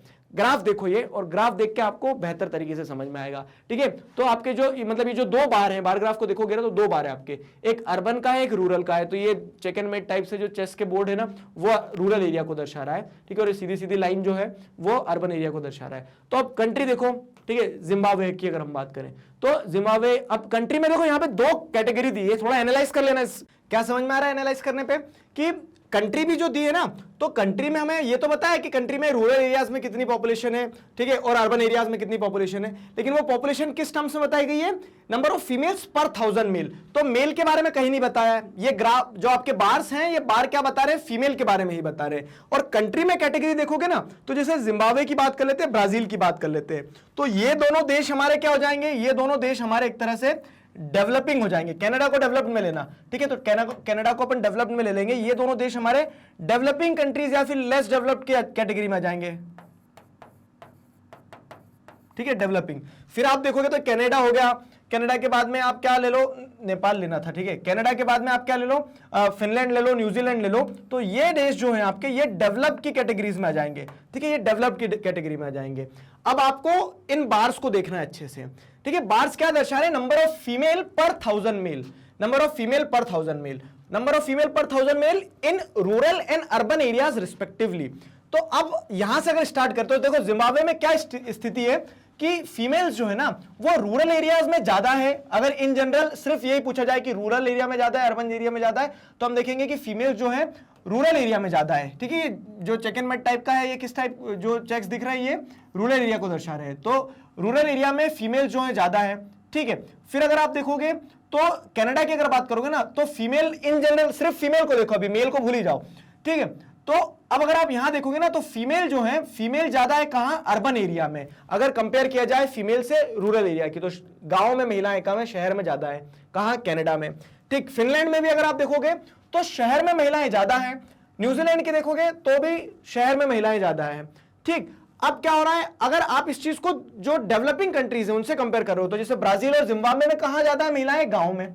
ठीक है, महिलाएं गांव में ज्यादा है। अब क्या एनालाइज किया आपने, क्या एनालाइज किया कि सर डेवलपिंग कंट्रीज में हमें जो फीमेल दिख रही है वो फीमेल, मतलब ग्राफ पे देखना है और कहीं नहीं। ठीक है, डेवलपिंग कंट्रीज में जो हमें फीमेल दिख रही है तो उनका कंपोजिशन जो है, उनका प्रपोर्शन जो है कहां ज्यादा है, रूरल एरियाज में ज्यादा है। और जो डेवलप्ड कंट्रीज में हमें फीमेल दिख रही है तो उनका कंपोजिशन जो है वो अर्बन एरियाज में ज्यादा है। ठीक, अब इसी चीज को आपको क्या करना है, क्योंकि ये क्या दिखाया जा रहा है, रूरल अर्बन सेक्स कंपोजिशन। तो ये जो नंबर दिए जैसे कहीं 938 दिया, कहीं 1008 दिया है, ठीक है, तो ये क्या दिखा रहा है, in proportion to the 1000 male. ठीक है, तो number of females per 1000 mail, तो पर 1000 मेल के प्रोपोर्शन में दिखाया जा रहा है। ये जो नंबर लिखा है ना कि कहीं क्या लिखा है 960 80 लिखा है, तो वहां अब क्या हो रहा है कि कनाडा है, कनाडा में रूरल एरियाज में अगर देखोगे तो रूरल एरियाज में वुमेन कम है, और वुमेन का भी सेक्स रेशियो देखोगे तो मेल के कंपैरिजन में कम आ रहा है। ठीक है, और वही चीज अगर आप जैसे देखोगे अर्बन एरियाज में, तो अर्बन एरियाज में जो वुमेन है, ठीक है, व्हेन कंपेयर्ड विद मेल, तो वुमेन का जो सेक्स रेशियो है वो भी ज्यादा है, कितना है 1069 है ऑन 1000 मेल्स, और उनका प्रोपोर्शन जो है तो अर्बन एरियाज में ज्यादा भी है वुमेन का। ठीक, ये इसको अच्छे से एनालाइज कर लेना। देखो मैंने जितना बोला, जितना डायमेंशंस थे उसमें सारे दिखा दिए मैंने आपको। अब आप क्या करना, 2 मिनट के लिए प्यार मोहब्बत से उस बुक को देखना, बुक में जो आपका ये जो पैराग्राफ दिया है, इतना सारा सब कुछ देख लिया। अब इसको अगर हम एनालाइज करते हैं, ठीक है, आगे ना समझ में हम क्या देख रहे हैं, रूरल अर्बन सेक्स कंपोजिशन। तो रूरल अर्बन सेक्स कंपोजिशन की जब हम बात करते हैं तो रूरल अर्बन सेक्स कंपोजिशन में भी हमें यह समझ में आ गया है कि डेवलपिंग और डेवलप्ड कंट्रीज में दोनों में जो प्रपोर्शन ऑफ फीमेल है, क्यों रूरल अर्बन सेक्स कंपोजिशन में क्या देख रहे हैं, number of females per 1000 mail, तो जो प्रपोर्शन ऑफ फीमेल है वो डेवलपिंग कंट्रीज में, रूरल एरियाज में, डेवलप्ड कंट्रीज में क्या है, आपको डेवलप्ड कंट्रीज में आपको देखने को मिल रहा है कि प्रपोर्शन ऑफ वुमेन जो है अर्बन एरियाज में ज्यादा है, शहरों में ज्यादा है, when compared with developing nation. Developing nation में आपको क्या देखने को मिल रहा है कि अर्बन एरियाज में वुमेन कम है अगर रूरल एरिया से कंपेयर किया जाए तो। ठीक है, अब इसको जरा थ्योरी पे लेके चलते हैं हम। तो the rural and urban differences in sex ratio in Canada and western Europe countries like Finland are just the opposite of those in African and Asian countries. एक दूसरे से अपोजिट हो गए ना ये, ठीक है, डेवलपिंग और डेवलप्ड में अपोजिट हो गया। ठीक है, क्या, रूरल अर्बन सेक्स कंपोजिशन। अब कैसे अपोजिट हो गया तो वो भी चीज समझो। जैसे in western countries male outnumber females in rural areas, तो रूरल एरियाज में male are outnumbering the females in rural areas. ठीक है, मतलब क्या है कि वेस्टर्न कंट्रीज में मेल जो है गांव में ज्यादा रह रहे हैं। क्यों गांव में रह रहे हैं, गांव में क्या करेंगे, खेती करेंगे। ठीक है, तो आप क्या कह सकते हो कि एग्रीकल्चर जो है वेस्टर्न कंट्रीज में मैकेनाइज्ड है, सब कुछ मशीन से हो रहा है वहां पे, और उन मशीनों को ऑपरेट करने के लिए मेल जो है वो कहां रह रहे हैं, रूरल एरियाज में है। ठीक है, इन जनरल नहीं, मतलब हम एज देख रहे हैं जो 1000 के प्रोपोर्शन में पॉपुलेशन पे देख रहे हो आप। ठीक है, फिर अगर आप देखोगे फीमेल्स की अगर बात करें तो females आउटनंबर the males in urban areas, और शहरों में महिलाएं ज्यादा है, कहां, डेवलप्ड कंट्रीज में। In countries like Nepal, Pakistan, India the case is reverse. लेकिन अगर आप डेवलपिंग कंट्रीज की बात करोगे तो डेवलपिंग कंट्रीज का ग्राफ क्या समझा रहा है, जैसे डेवलपिंग कंट्रीज में आप ले लो किसको, नेपाल को ले लो, आप जिम्बाब्वे को ले लो, तो यहां पे आपको क्या देखने को मिल रहा है कि महिलाएं गांव में ही रह रही है, शहरों में नहीं जा रही है। ठीक है, शहरों में कौन ज्यादा है, मतलब पुरुष ज्यादा है। ठीक है, मेल्स आर आउटनंबर्ड इन, मतलब यहां कह सकते हैं females outnumber the male in urban areas. ये वेस्टर्न कंट्रीज का हो गया। In countries like Nepal, Pakistan and India the case is reverse. अब इसके पीछे कारण क्या हो सकते हैं, कहानी समझ में आ गई ना आपको। देखो एक बार फिर से, मुझे क्या है, जब तक अंदर से सेटिस्फेक्शन नहीं मिलता मैं रिपीट करता रहता हूं। ये एक अलग बात है कि वीडियो में आप पीछे जाके देख सकते हो, लेकिन फिर भी क्या हो रहा है, हमने देखा कि रूरल अर्बन कंपोजिशन क्या है। रूरल अर्बन कंपोजिशन के बाद में एक जो नया टर्म हम देख रहे हैं वो क्या है, रूरल अर्बन सेक्स कंपोजिशन, मतलब the number of females per 1000 males in rural and urban areas respectively. ठीक है, तो अब वो जब डेटा हम निकालते हैं तो हमें उस डेटा में भी एक और कंट्रास्ट देखने को मिलता है डेवलपिंग और डेवलप्ड नेशंस के बीच में। डेवलप्ड नेशंस के बीच में हमें क्या देखने को मिलता है कि जो प्रपोर्शन है फीमेल का वो अर्बन एरियाज में ज्यादा है when compared with rural areas. ठीक है, और यही कंपैरिजन जब आप डेवलपिंग कंट्रीज के साथ करोगे तो डेवलपिंग कंट्रीज में नंबर ऑफ फीमेल जो है वो रूरल एरियाज में ज्यादा है when compared with urban areas. ठीक है, अर्बन एरियाज में महिलाएं कम है डेवलपिंग नेशंस में। कारण क्या हो सकता है इस सब का, जो इतना पढ़ा अभी हमने, इसके पीछे कारण क्या हो सकता है? देखो, तो reasons for high women sex ratio in urban area of developed countries, ठीक है, what are the reasons of high women sex ratio in urban areas of developed countries? देखो, the access of females in urban areas of USA, Canada and Europe is the result of influx of female from rural areas to avail the vast job opportunities. अब क्योंकि countries वो develop हो चुकी है, तो वहां पे वास्ट जॉब अपॉर्चुनिटीज है अर्बन एरियाज में। अब अर्बन एरियाज में जॉब अपॉर्चुनिटीज है तो वो मेल फीमेल दोनों के लिए ही है। तो फीमेल जो है रूरल एरियाज छोड़ छोड़ के अर्बन एरियाज में आ जाती है इन सर्च ऑफ जॉब, ठीक है, क्योंकि वहां पे सिचुएशन ऐसे है। तो हम क्या देखते हैं कि वेस्टर्न कंट्रीज में वर्कफोर्स में, पॉलिटिक्स में, जहां देखना है आपको फीमेल पार्टिसिपेशन ज्यादा देखने को, तो फिर वहां मेल्स क्या कर रहे होंगे? तो farming in these developed countries is also highly mechanized and remains largely a male occupations. So most of the males in urban areas in developed countries are engaged in farming. अच्छा, एक interesting fact बताता हूं मैं आपको। अब चलो एक सवाल पूछते हैं आपसे, अपने मन में जवाब देना। आपको जैसे ही फार्मर शब्द सुनाई देता है तो सबसे पहले क्या इमेजिन करते हो आप? ठीक है, बहुत सारे लोग एक पगड़ी बांधा हुआ इंसान इमेजिन कर लेंगे, ठीक है, क्योंकि फार्मिंग को आप पंजाब से एसोसिएट कर देते हो। एक बुजुर्ग को इमेजिन कर लोगे आप, एक मेल को इमेजिन कर लोगे, ठीक है। 90% of you might have imagine these pictures in your mind. बाकी एक चीज बताऊं मैं कि अगर आप देखोगे, अगर फार्मर्स को देखोगे, फार्मिंग एज एन ऑक्यूपेशन को देखोगे, तो इंडिया में majority of the farmers are women, ठीक है। फार्मिंग वर्कफोर्स में मेजोरिटी में महिलाएं काम कर रही है। तो उसी तरह से अगर हम जब देखते हैं, ये तो हमें समझ में आ गया कि what are the reasons for high women sex ratio in urban areas of developed countries, ठीक है। अब वहीं पे जैसे डेवलपिंग कंट्रीज की अगर हम बात करते हैं, तो डेवलपिंग कंट्रीज में क्या सिचुएशन होगी? डेवलपिंग कंट्रीज में सिचुएशन अलग होने वाली है। क्या अलग होने वाली है? अभी हमने ग्राफ पे क्या देखा था कि डेवलपिंग कंट्रीज में जो महिलाएं रहेगी ना, वो महिलाएं शहरों में कम, गांव में ज्यादा रहेंगी। रूरल एरियाज में विमेन पॉपुलेशन जो है, या फिर अर्बन रूरल सेक्स कंपोजिशन जो देखोगे, तो द कंपोजिशन ऑफ विमेन, ठीक है, विमेन सेक्स या फिर female sex is more in rural areas in developing countries. What are the reasons? तो उसके भी रीजन समझ लो। तो by contrast the sex ratio in Asian urban areas remains male dominated due to predominance of male migration। देखो यहां पे क्या है? Sex ratio in Asian urban areas. तो एशिया के अर्बन एरियाज में मेल ज्यादा डोमिनेट कर रहे हैं, फीमेल नहीं कर रही है, ठीक है, क्योंकि फीमेल गांव में है। और मेल अर्बन एरिया में क्यों है? Because males are dominated due to the male migration.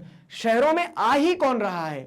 Mail ही आ रहे हैं, फीमेल शहरों में नहीं आ रही है। कंट्रास्ट आप किससे कर रहे हो? डेवलप्ड कंट्रीज में। डेवलप्ड कंट्रीज में महिलाएं गांव छोड़कर शहर जा रही है क्योंकि अपॉर्चुनिटीज है। लेकिन यहां पे डेवलपिंग कंट्रीज में क्या होता है? महिलाएं गांव में ही रह जाती। क्यों? क्योंकि जो पुरुष हैं वो गांव छोड़ के शहर में जाते हैं। सवाल आता है क्यों जाते हैं, ठीक है। तो देखो, सबसे पहली तो चीज, पुरुष ही क्यों जाते हैं और महिलाएं क्यों नहीं जाती, ये भी समझने वाली बात है एक, ठीक है। तो यहां पे समझो, shortage of housing, high cost of living, ठीक है, possibility of job opportunities and lack of security in cities discourage women to migrate from rural to urban areas। और जब विमेन का माइग्रेशन डिस्करेज होगा इन सारे फैक्टर्स के चलते, तो माइग्रेट कौन कर रहा है?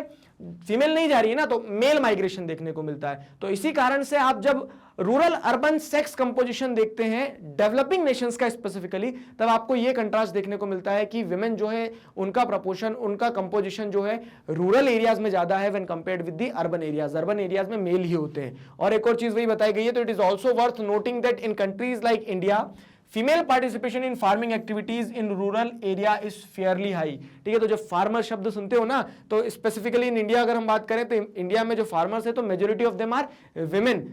अब इस तरह से हम क्या करते हैं, ये भी एक इशू है, मतलब एक टॉपिक है, आप पढ़ते हैं छोटी क्लासेस में पढ़ के आए हो कि हम ऑक्यूपेशंस को क्या कर देते हैं? जेंडर स्पेसिफिक बना देते हैं। अभी मैंने कहा कि ड्राइवर, तो ड्राइवर सुनते से हम क्या सोचते हैं कि ड्राइवर एक मेल ही होगा, फीमेल नहीं हो सकती क्या? फीमेल भी हो सकती है, ठीक है, वो कहानी रहती है। अभी आगे हम ऑक्यूपेशनल स्ट्रक्चर के बारे में भी पढ़ेंगे। तो ये जो rural urban composition, it is based on the occupation only, कि रूरल एरियाज मतलब लोग प्राइमरी एक्टिविटी में काम कर रहे हैं, अर्बन एरियाज मतलब लोग नॉन प्राइमरी एक्टिविटीज में काम कर रहे हैं। अब उसमें भी आपने रूरल अर्बन सेक्स कंपोजिशन के बारे में बहुत कुछ जान लिया है, सीख लिया है। तो आशा करते हैं आपको यहां तक चीजें समझ में आई है, कनेक्ट कर पाए हो ना? अच्छा टॉपिक है, इसमें एक इंपॉर्टेंट कंसेप्ट जानने को मिला।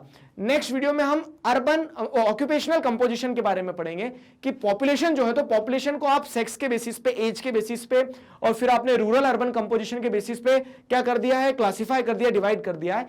एक और जो इंडिकेटर है, एक और या फिर एट्रीब्यूट कहें हम जिसे, वो क्या हो सकता है? वो हो सकता है ऑक्यूपेशन, कि आपकी पूरी पॉपुलेशन जो है एक जैसा काम थोड़ी ना कर रही होगी, कोई प्राइमरी सेक्टर में, कोई सेकेंडरी, कोई टर्शरी में, और इस टॉपिक को हम डिटेल में पढ़ेंगे next video. Hello everybody, this is Digraj Singh Rajput, welcome to magnet brains.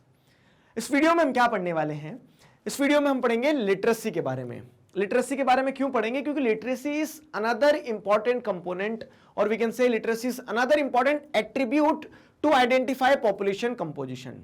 हम यह देख रहे हैं कि पॉपुलेशन कंपोजिशन में कि population is composed of what. तो population is composed of what में आप देख चुके हो कि सेक्स कंपोजिशन एक इंपॉर्टेंट एट्रीब्यूट हो जाता है। आप एज को एक इंडिकेटर की तरह यूज कर सकते हैं कि जिसकी बेसिस पे आप देखते हैं कि पॉपुलेशन में कौन कौन सी अलग अलग एज ग्रुप के लोग हैं, तो वो सब मिलके पॉपुलेशन को कंपोज करते हैं। उसके बाद में रूरल अर्बन कंपोजिशन भी एक इंपॉर्टेंट एट्रीब्यूट हो जाता है। ये सारी चीजें तो देख ली हमने। अब अगर जैसे हम देखेंगे ना, तो लिटरेसी भी एक इंपॉर्टेंट एट्रीब्यूट है। आप ये आइडेंटिफाई कर सकते हो कि कहां इतने सेक्शन जो है हमारी पॉपुलेशन का लिटरेट है, इतना सेक्शन इलिटरेट है। तो population is composed of literates and illiterates. आगे समझ में? तो लिटरेसी भी क्या है? एक इंपॉर्टेंट एट्रीब्यूट है। पहला सवाल ये आता है कि सर आप किसे लिटरेट कहोगे, किसे इलिटरेट कहोगे? क्राइटेरिया क्या है? ठीक है, जैसे आप देखोगे तो एज में तो हमें पता है उम्र हो जाएगा, सेक्स में हमें पता है कि मेल है या फीमेल है, उससे हो जाएगा। रूरल अर्बन में हमें पता है कि रूरल एरियाज में रहते हैं, अर्बन एरियाज में। लिटरेसी को आप एक एट्रीब्यूट, एक इंडिकेटर की तरह कैसे यूज करोगे? तो हमें लिटरेसी से सबसे पहले यही जानना होगा कि लिटरेट कौन कहलाता है। ठीक है, तो अगर जैसे हम देखें, in India literacy rate denotes the percentage of population above 7 years of age who is able to read and write and have ability to do arithmetic calculations with understanding। 7 साल से छोटे तक में तो आपको छूट दे दी कि अभी बच्चे हैं, ठीक है, बहुत छोटे बच्चे। लेकिन 7 साल से ऊपर की पॉपुलेशन में यह देखा जाता है कि आपकी पॉपुलेशन जो है, टोटल पॉपुलेशन, उसमें 7 एंड अबव एज ग्रुप की जो पॉपुलेशन लेते हो आप, उसमें कितने लोग ऐसे हैं जो लिखना और पढ़ना जानते हैं एटलीस्ट एक लैंग्वेज में, ठीक है, और उसी के साथ साथ में एक बेसिक अर्थमेटिक कैलकुलेशन करना जानते हैं कि दुकान पे जाए तो उन्हें यह पता रहे कि कितने रुपए का सामान लिया, कितने वापस लेना है। ठीक है, तो उस तरह से जो इंसान क्या है, बेसिक पढ़ लिख सकता है और बेसिक अर्थमेटिक कैलकुलेशंस कर सकता है, ठीक है, in the proportion of population above 7 years, उसे हम क्या कहेंगे? लिटरेट कहेंगे। तो इस क्राइटेरिया के हिसाब से एक सेक्शन जो होगा, जो ये क्राइटेरिया फुलफिल कर जाएगा, वो लिटरेट कहलाएगा, दूसरा इलिटरेट कहलाएगा। तो पॉपुलेशन में इस तरह से लिटरेट और इलिटरेट सेक्शन होते हैं। यहां तक चीजें समझ में आई? अब देखो, ये पता है, इसी चीज को कभी कभी चैलेंज भी किया जाता है ऐसा कि आपकी जो लिटरेसी की डेफिनेशन है वो कॉम्प्रिहेंसिव नहीं है, और इसीलिए लिटरेट को एजुकेटेड नहीं कहा जा सकता है। समझते हो डिबेट क्या? Literate versus educated.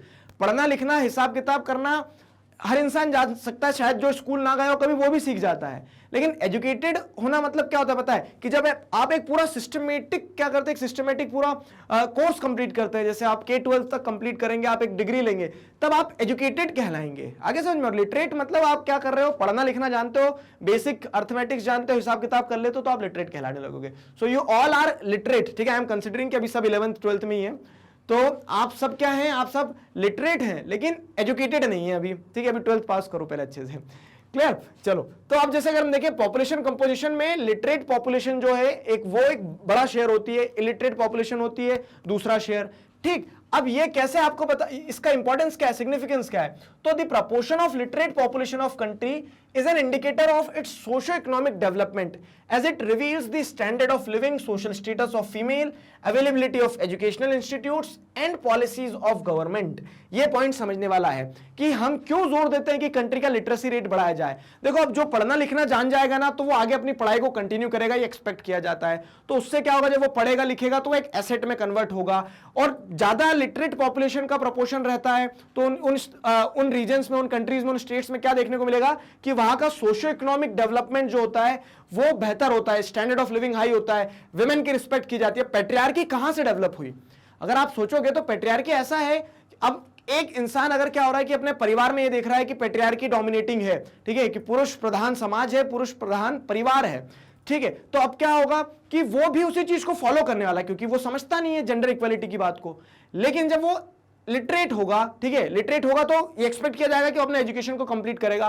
तो पूरा एजुकेशन कंप्लीट करने के बाद वो ये समझेगा कि दोनों ही जेंडर जो है वो एक सोशल डिवीजन, देखो सेक्स जो होता है वो बायोलॉजिकल क्लासिफिकेशन हो जाएगा, लेकिन जेंडर तो सोशल कंस्ट्रक्ट है ना।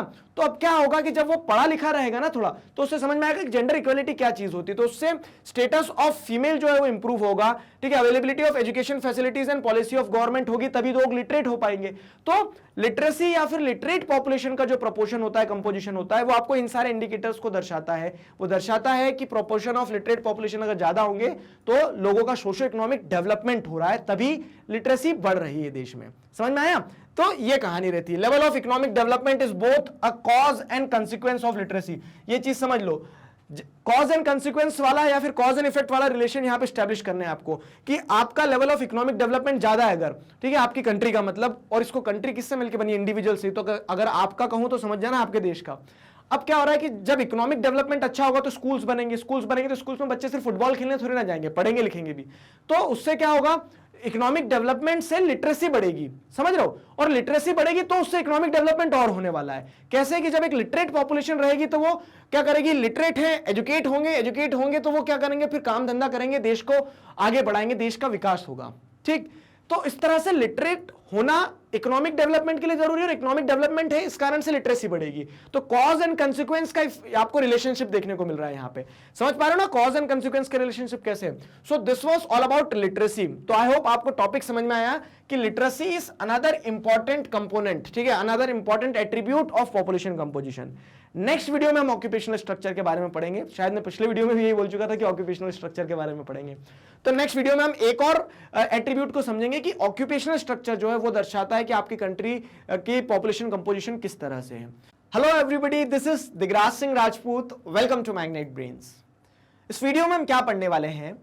इस वीडियो में हम पढ़ेंगे ऑक्यूपेशनल स्ट्रक्चर के बारे में। What do you understand by occupational structure? The common question her video में यही होता है। पहले मैं आपसे टॉपिक बताता हूं और फिर पूछ लेता हूं कि आपको क्या समझ में आया। चलो देखिए, हमने क्या देखा कि जब हम पॉपुलेशन कंपोजिशन को स्टडी करते हैं तो हमने अलग अलग एट्रीब्यूट्स को पढ़ा कि एज के बेसिस पे, सेक्स के बेसिस पे, ऑक्यूपेशनल स्ट्रक्चर तो अभी पढ़ेंगे खैर हम, एज के बेसिस पे, सेक्स के बेसिस पे, उसके अलावा रूरल अर्बन जो कंपोजिशन है, लिटरेसी एक इंपॉर्टेंट एट्रीब्यूट हो जाता है। तो इन सारे एट्रीब्यूट से आपने ये समझा कि हाँ पॉपुलेशन या तो लिटरेट है, इलिटरेट है, पॉपुलेशन में मेल्स हैं, फीमेल्स हैं।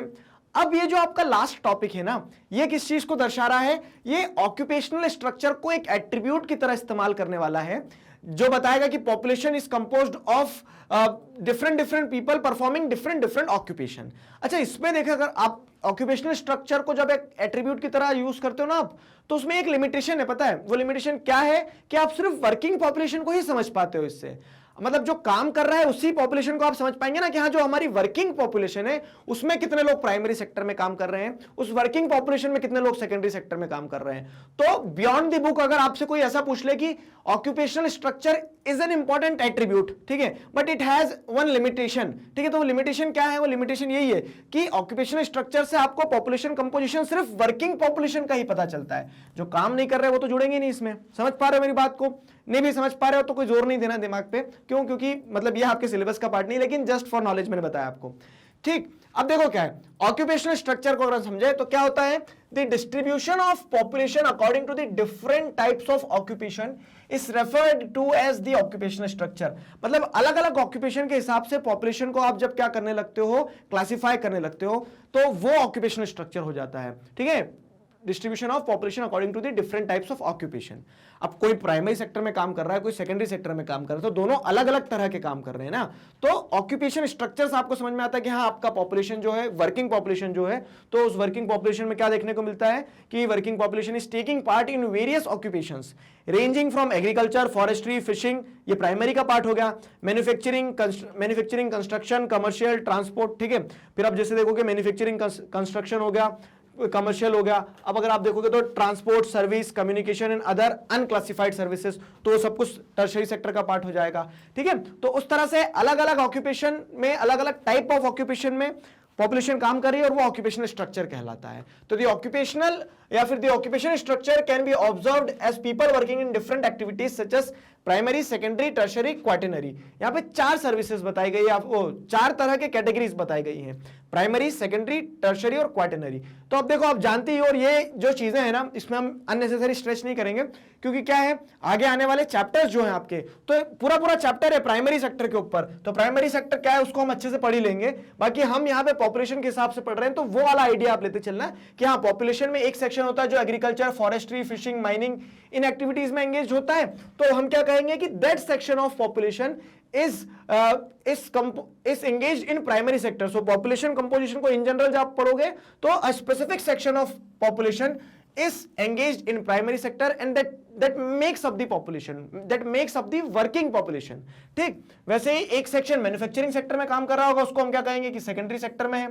ठीक है, ट्रेड ट्रांसपोर्ट कम्युनिकेशन जो आ जाएगा तो वो किस में आ जाएगा, और दूसरी सर्विसेज जो हैं तो वो टर्शरी सेक्टर में आ जाएगी. अब देखो ट्रेड ट्रांसपोर्ट कम्युनिकेशन ऐसी सर्विसेज हैं जिनके लिए कोई स्पेशलाइज्ड स्किल्स की जरूरत नहीं होता है. वहीं पे जैसे आप देखोगे job related to research, information technology and developing ideas as quaternary activities. तो ये जो क्वार्टिनरी होता है ना, क्वार्टिनरी एक्टिविटीज क्या है, सर्विस ही है, लेकिन वो टर्शरी सेक्टर में जो सर्विसेज आ रही है उनसे अलग आ रहा है. ठीक है, क्वार्टरली एक्टिविटीज की जो सर्विसेज रहती है उसके लिए स्पेशलाइज्ड नॉलेज और स्किल्स चाहिए रहती है. फाइन, अब जैसे टीचिंग हो गया, ठीक है, तो अब टीचिंग में क्या है कि आप क्या कर रहे हो, सर्विस प्रोवाइड कर रहे हो, लेकिन उसके लिए आपको पढ़ाने के लिए पहले खुद पढ़ना पड़ता है, नॉलेज चाहिए रहता है ना, वो वाला केस हो जाता है. डॉक्टर हो गया, तो अब डॉक्टर ना प्राइमरी में आएगा ना सेकेंडरी में आएगा. टर्शरी में भी जैसे अगर आप देखोगे तो ट्रेड ट्रांसपोर्ट कम्युनिकेशन कोई भी कर सकता है, ऐसी सर्विसेज में कोई भी प्रोवाइड कर सकता है, लेबर प्रोवाइड करना है, लेकिन डॉक्टर के लिए आपको क्या है, स्पेसिफिक स्किल्स चाहिए रहेगी ना, तो वो किस में आ जाएगा, वो क्वार्टरनरी एक्टिविटीज में आ जाएगा. सर्विसेज ही हैं. अभी तक हम क्या पढ़ते हैं कि प्राइमरी सेकेंडरी टर्शरी 3 सेक्टर होते हैं, लेकिन वो तीसरे सेक्टर में पता है और भी क्या है, बॉक्स अनबॉक्स होते चले जाएंगे अंदर के अंदर. ठीक है, तो एक क्वार्टरनरी हो गया, क्वीनरी एक और होता है, जब आप क्या करोगे, जब टर्शरी सेक्टर वाला चैप्टर पढ़ोगे ना तब और डिटेल में बताऊंगा मैं वहां पे. ठीक है, तो ये ऑक्यूपेशनल स्ट्रक्चर होता है इस तरह से, primary, secondary, tertiary, quaternary. Fine, primary, secondary, tertiary and quaternary activities, the proportion of working population engaged in these 4 sectors is a good indicator of level of economic development of nation. अब क्या होता है ना कि occupational structure से आपको working population का composition पता चलता है, ठीक, यहां तक, लेकिन उसके साथ साथ में क्या होता है कि जो प्रोपोर्शन ऑफ पॉपुलेशन काम कर रही है आपकी, ठीक है, population composition engaged in primary, secondary, tertiary and quaternary activities, it is a good indicator of levels of economic development of a nation. हम ये देख सकते हैं और बता सकते हैं कि ऑक्यूपेशनल स्ट्रक्चर के हिसाब से कंट्री का इकोनॉमिक डेवलपमेंट किस लेवल पे है, कंट्री डेवलप्ड होगी या डेवलपिंग होगी, तो वो सारी चीजों को क्या किया जा सकता है, ऑक्यूपेशनल स्ट्रक्चर से आइडेंटिफाई किया जा सकता है. अब आप बोलोगे कैसे, ठीक है, तो चलो वो भी समझाते हैं. क्या होता है, this is because only A developed economy, और फिर दूसरा कंपैरिजन के लिए हम क्या ले लेंगे, तो प्रिमिटिव स्टेज या फिर क्या लेते हैं, डेवलपिंग इकोनॉमी जो रहेगी. तो ये सेकंड वाले पॉइंट में आप क्या लिख सकते हो, ये जो डेवलपिंग इकोनॉमी के लिए रहेगा, ठीक है, डेवलपिंग इकोनॉमी के लिए रहेगा. तो अब उस हिसाब से अगर आप देखोगे ना, तो आपको इकोनॉमिक इंडिकेटर की तरह कैसे इस्तेमाल करना है ऑक्यूपेशनल स्ट्रक्चर को, कि जो कंट्री डेवलप्ड रहेगी ना, जो एक डेवलप्ड इकोनॉमी रहेगी, तो this is because only a developed economy with industries and infrastructure can accommodate more workers in secondary, tertiary, quaternary sectors. जहां पे क्या होगा, इकोनॉमी डेवलप्ड हो गई है, वहां पे इंडस्ट्रीज है, इंडस्ट्रीज होगी तो वहां पे मैन्युफैक्चरिंग होगा, सेकेंडरी सेक्टर में लोग जाएंगे, तब वहां पे ट्रांसपोर्टेशन की सर्विसेज प्रोवाइड करना पड़ेगी, तब वहां पे आपको स्पेशलाइज्ड सीईओ वगैरह, मैनेजर्स वगैरह चाहिए रहेंगे जिनके पास स्किल्स हो. ठीक है, तो डेवलप्ड इकोनॉमी में किसका प्रोपोर्शन ज्यादा रहेगा, सेकेंडरी का, टर्शियरी सेक्टर का. ठीक है, और डेवलपिंग इकोनॉमीज जो रहेगी तो वहां पे लोग क्या कर रहे होंगे, एग्रीकल्चरल एक्टिविटीज को परफॉर्म कर रहे होंगे. तो if the economy is still in primitive stages, then the proportion of people engaged in primary activities would be high, ठीक है, would be high as it involves extraction of natural resources. तो ये चीज समझ लेना, ऑक्यूपेशनल स्ट्रक्चर देखोगे आप और देखोगे कि अगर प्राइमरी सेक्टर के में लोग ज्यादा एंगेज्ड है, उसका मतलब क्या है कि अभी वो इकोनॉमी, अभी वो कंट्री जो है, वहां की जो पॉपुलेशन है वो प्रिमिटिव स्टेज पे, वो डेवलपिंग स्टेज पे है. ठीक है, और डेवलप्ड कंट्रीज में आपको क्या देखने को मिलेगा कि जो परसेंटेज ऑफ पॉपुलेशन एंगेज्ड है, जो ऑक्यूपेशनल स्ट्रक्चर है, वो प्राइमरी सेक्टर में कम रहेगा, सेकेंडरी और टर्शियरी, क्वार्टरनरी सेक्टर्स जो है इनमें ज्यादा एंगेज रहेगा. और रीजन इज वेरी सिंपल, क्यों, क्योंकि यहां पे डेवलप्ड कंट्रीज में इंडस्ट्रीज है और इंडस्ट्रीज से जुड़े हुए फिर दूसरी सर्विसेज ग्रो कर रही है, और डेवलपिंग कंट्रीज में अभी इंडस्ट्रीज ग्रो नहीं हुई, इसी कारण से पॉपुलेशन कौन से सेक्टर में काम कर रही है, प्राइमरी सेक्टर में काम कर रही है, प्रिमिटिव स्टेज में माना जा रहा है. एक सवाल, चलो ठीक है, फूड फॉर थॉट, आपको क्या लगता है इंडिया जो है तो किस स्टेज में आएगा वो, इंडिया में, क्योंकि हम जैसे अगर देखेंगे तो ऑक्यूपेशनल स्ट्रक्चर को अगर समझोगे ना तो नियर अबाउट 50% से थोड़ा कम, लेकिन near about 50% population is engaged in primary activities. ठीक है, प्राइमरी एक्टिविटीज में एंगेज्ड है. और आप जैसे देखोगे तो हमारा सेकेंडरी और टर्शियरी सेक्टर जो है तो उसमें पॉपुलेशन का कंपोजिशन दोनों में मिलकर 50% के आसपास होता है. ठीक, तो इस हिसाब से इंडिया क्या भी प्रिमिटिव स्टेज में है, लेकिन आप एक कंट्रास्ट देखोगे ना कि इंडिया में जो इंडिया की जीडीपी साइज है ना, उसमें टर्शरी और सेकेंडरी सेक्टर जो उसका कंट्रीब्यूशन बहुत ज्यादा है, तो हम कह सकते हैं कि यार tertiary and secondary sector, secondary and tertiary sector is growing, quaternary sector is growing, ठीक है, ग्रोइंग एट अनप्रेसिडेंटेड लेवल, ठीक है, while the country is moving away from primary sector. क्यों? क्योंकि आप देखोगे तो इंडिपेंडेंस के टाइम पे 80% पॉपुलेशन जो थी it was engaged in primary sector, वो 80 से अब क्या हो गया 49 47 के आसपास आ गया है, ठीक है। तो हम धीरे धीरे we are transiting towards the developed countries, ठीक है, तो we are in the process, तो हम कह सकते हैं we are a developing nation. Fine, so this was all about the occupational structure. तो भैया लोग और दीदी लोग, इसी के साथ हमारा चैप्टर जो होता है खत्म होता है। एंजॉय। कैसा लगा चैप्टर आपको ये कमेंट सेक्शन में बताना। तो विद दिस हमने सारे टॉपिक्स लगभग कवर कर लिए, लगभग क्या सही में सारे टॉपिक्स कवर कर लिए हैं। चैप्टर हमारा कंप्लीट होता है मैग्नेट ब्रेन्स पर। इसी तरह से सभी सब्जेक्ट्स, चैप्टर्स, टॉपिक, सब टॉपिक, सब कुछ किंडरगार्टन से क्लास 12 तक सारा सब कुछ वीडियो लेक्चर्स के फॉर्मेट में अवेलेबल है। ये वीडियो लेक्चर्स आप यूट्यूब चैनल पर और वेबसाइट पर दोनों ही जगह देख सकते हैं फ्री ऑफ कॉस्ट, ठीक है। अपने जूनियर्स और सीनियर्स को जरूर बताइए मैग्नेट ब्रेन्स के बारे में। मिलते हैं नेक्स्ट वीडियो में। Till then stay connected, keep learning. Thank you very much.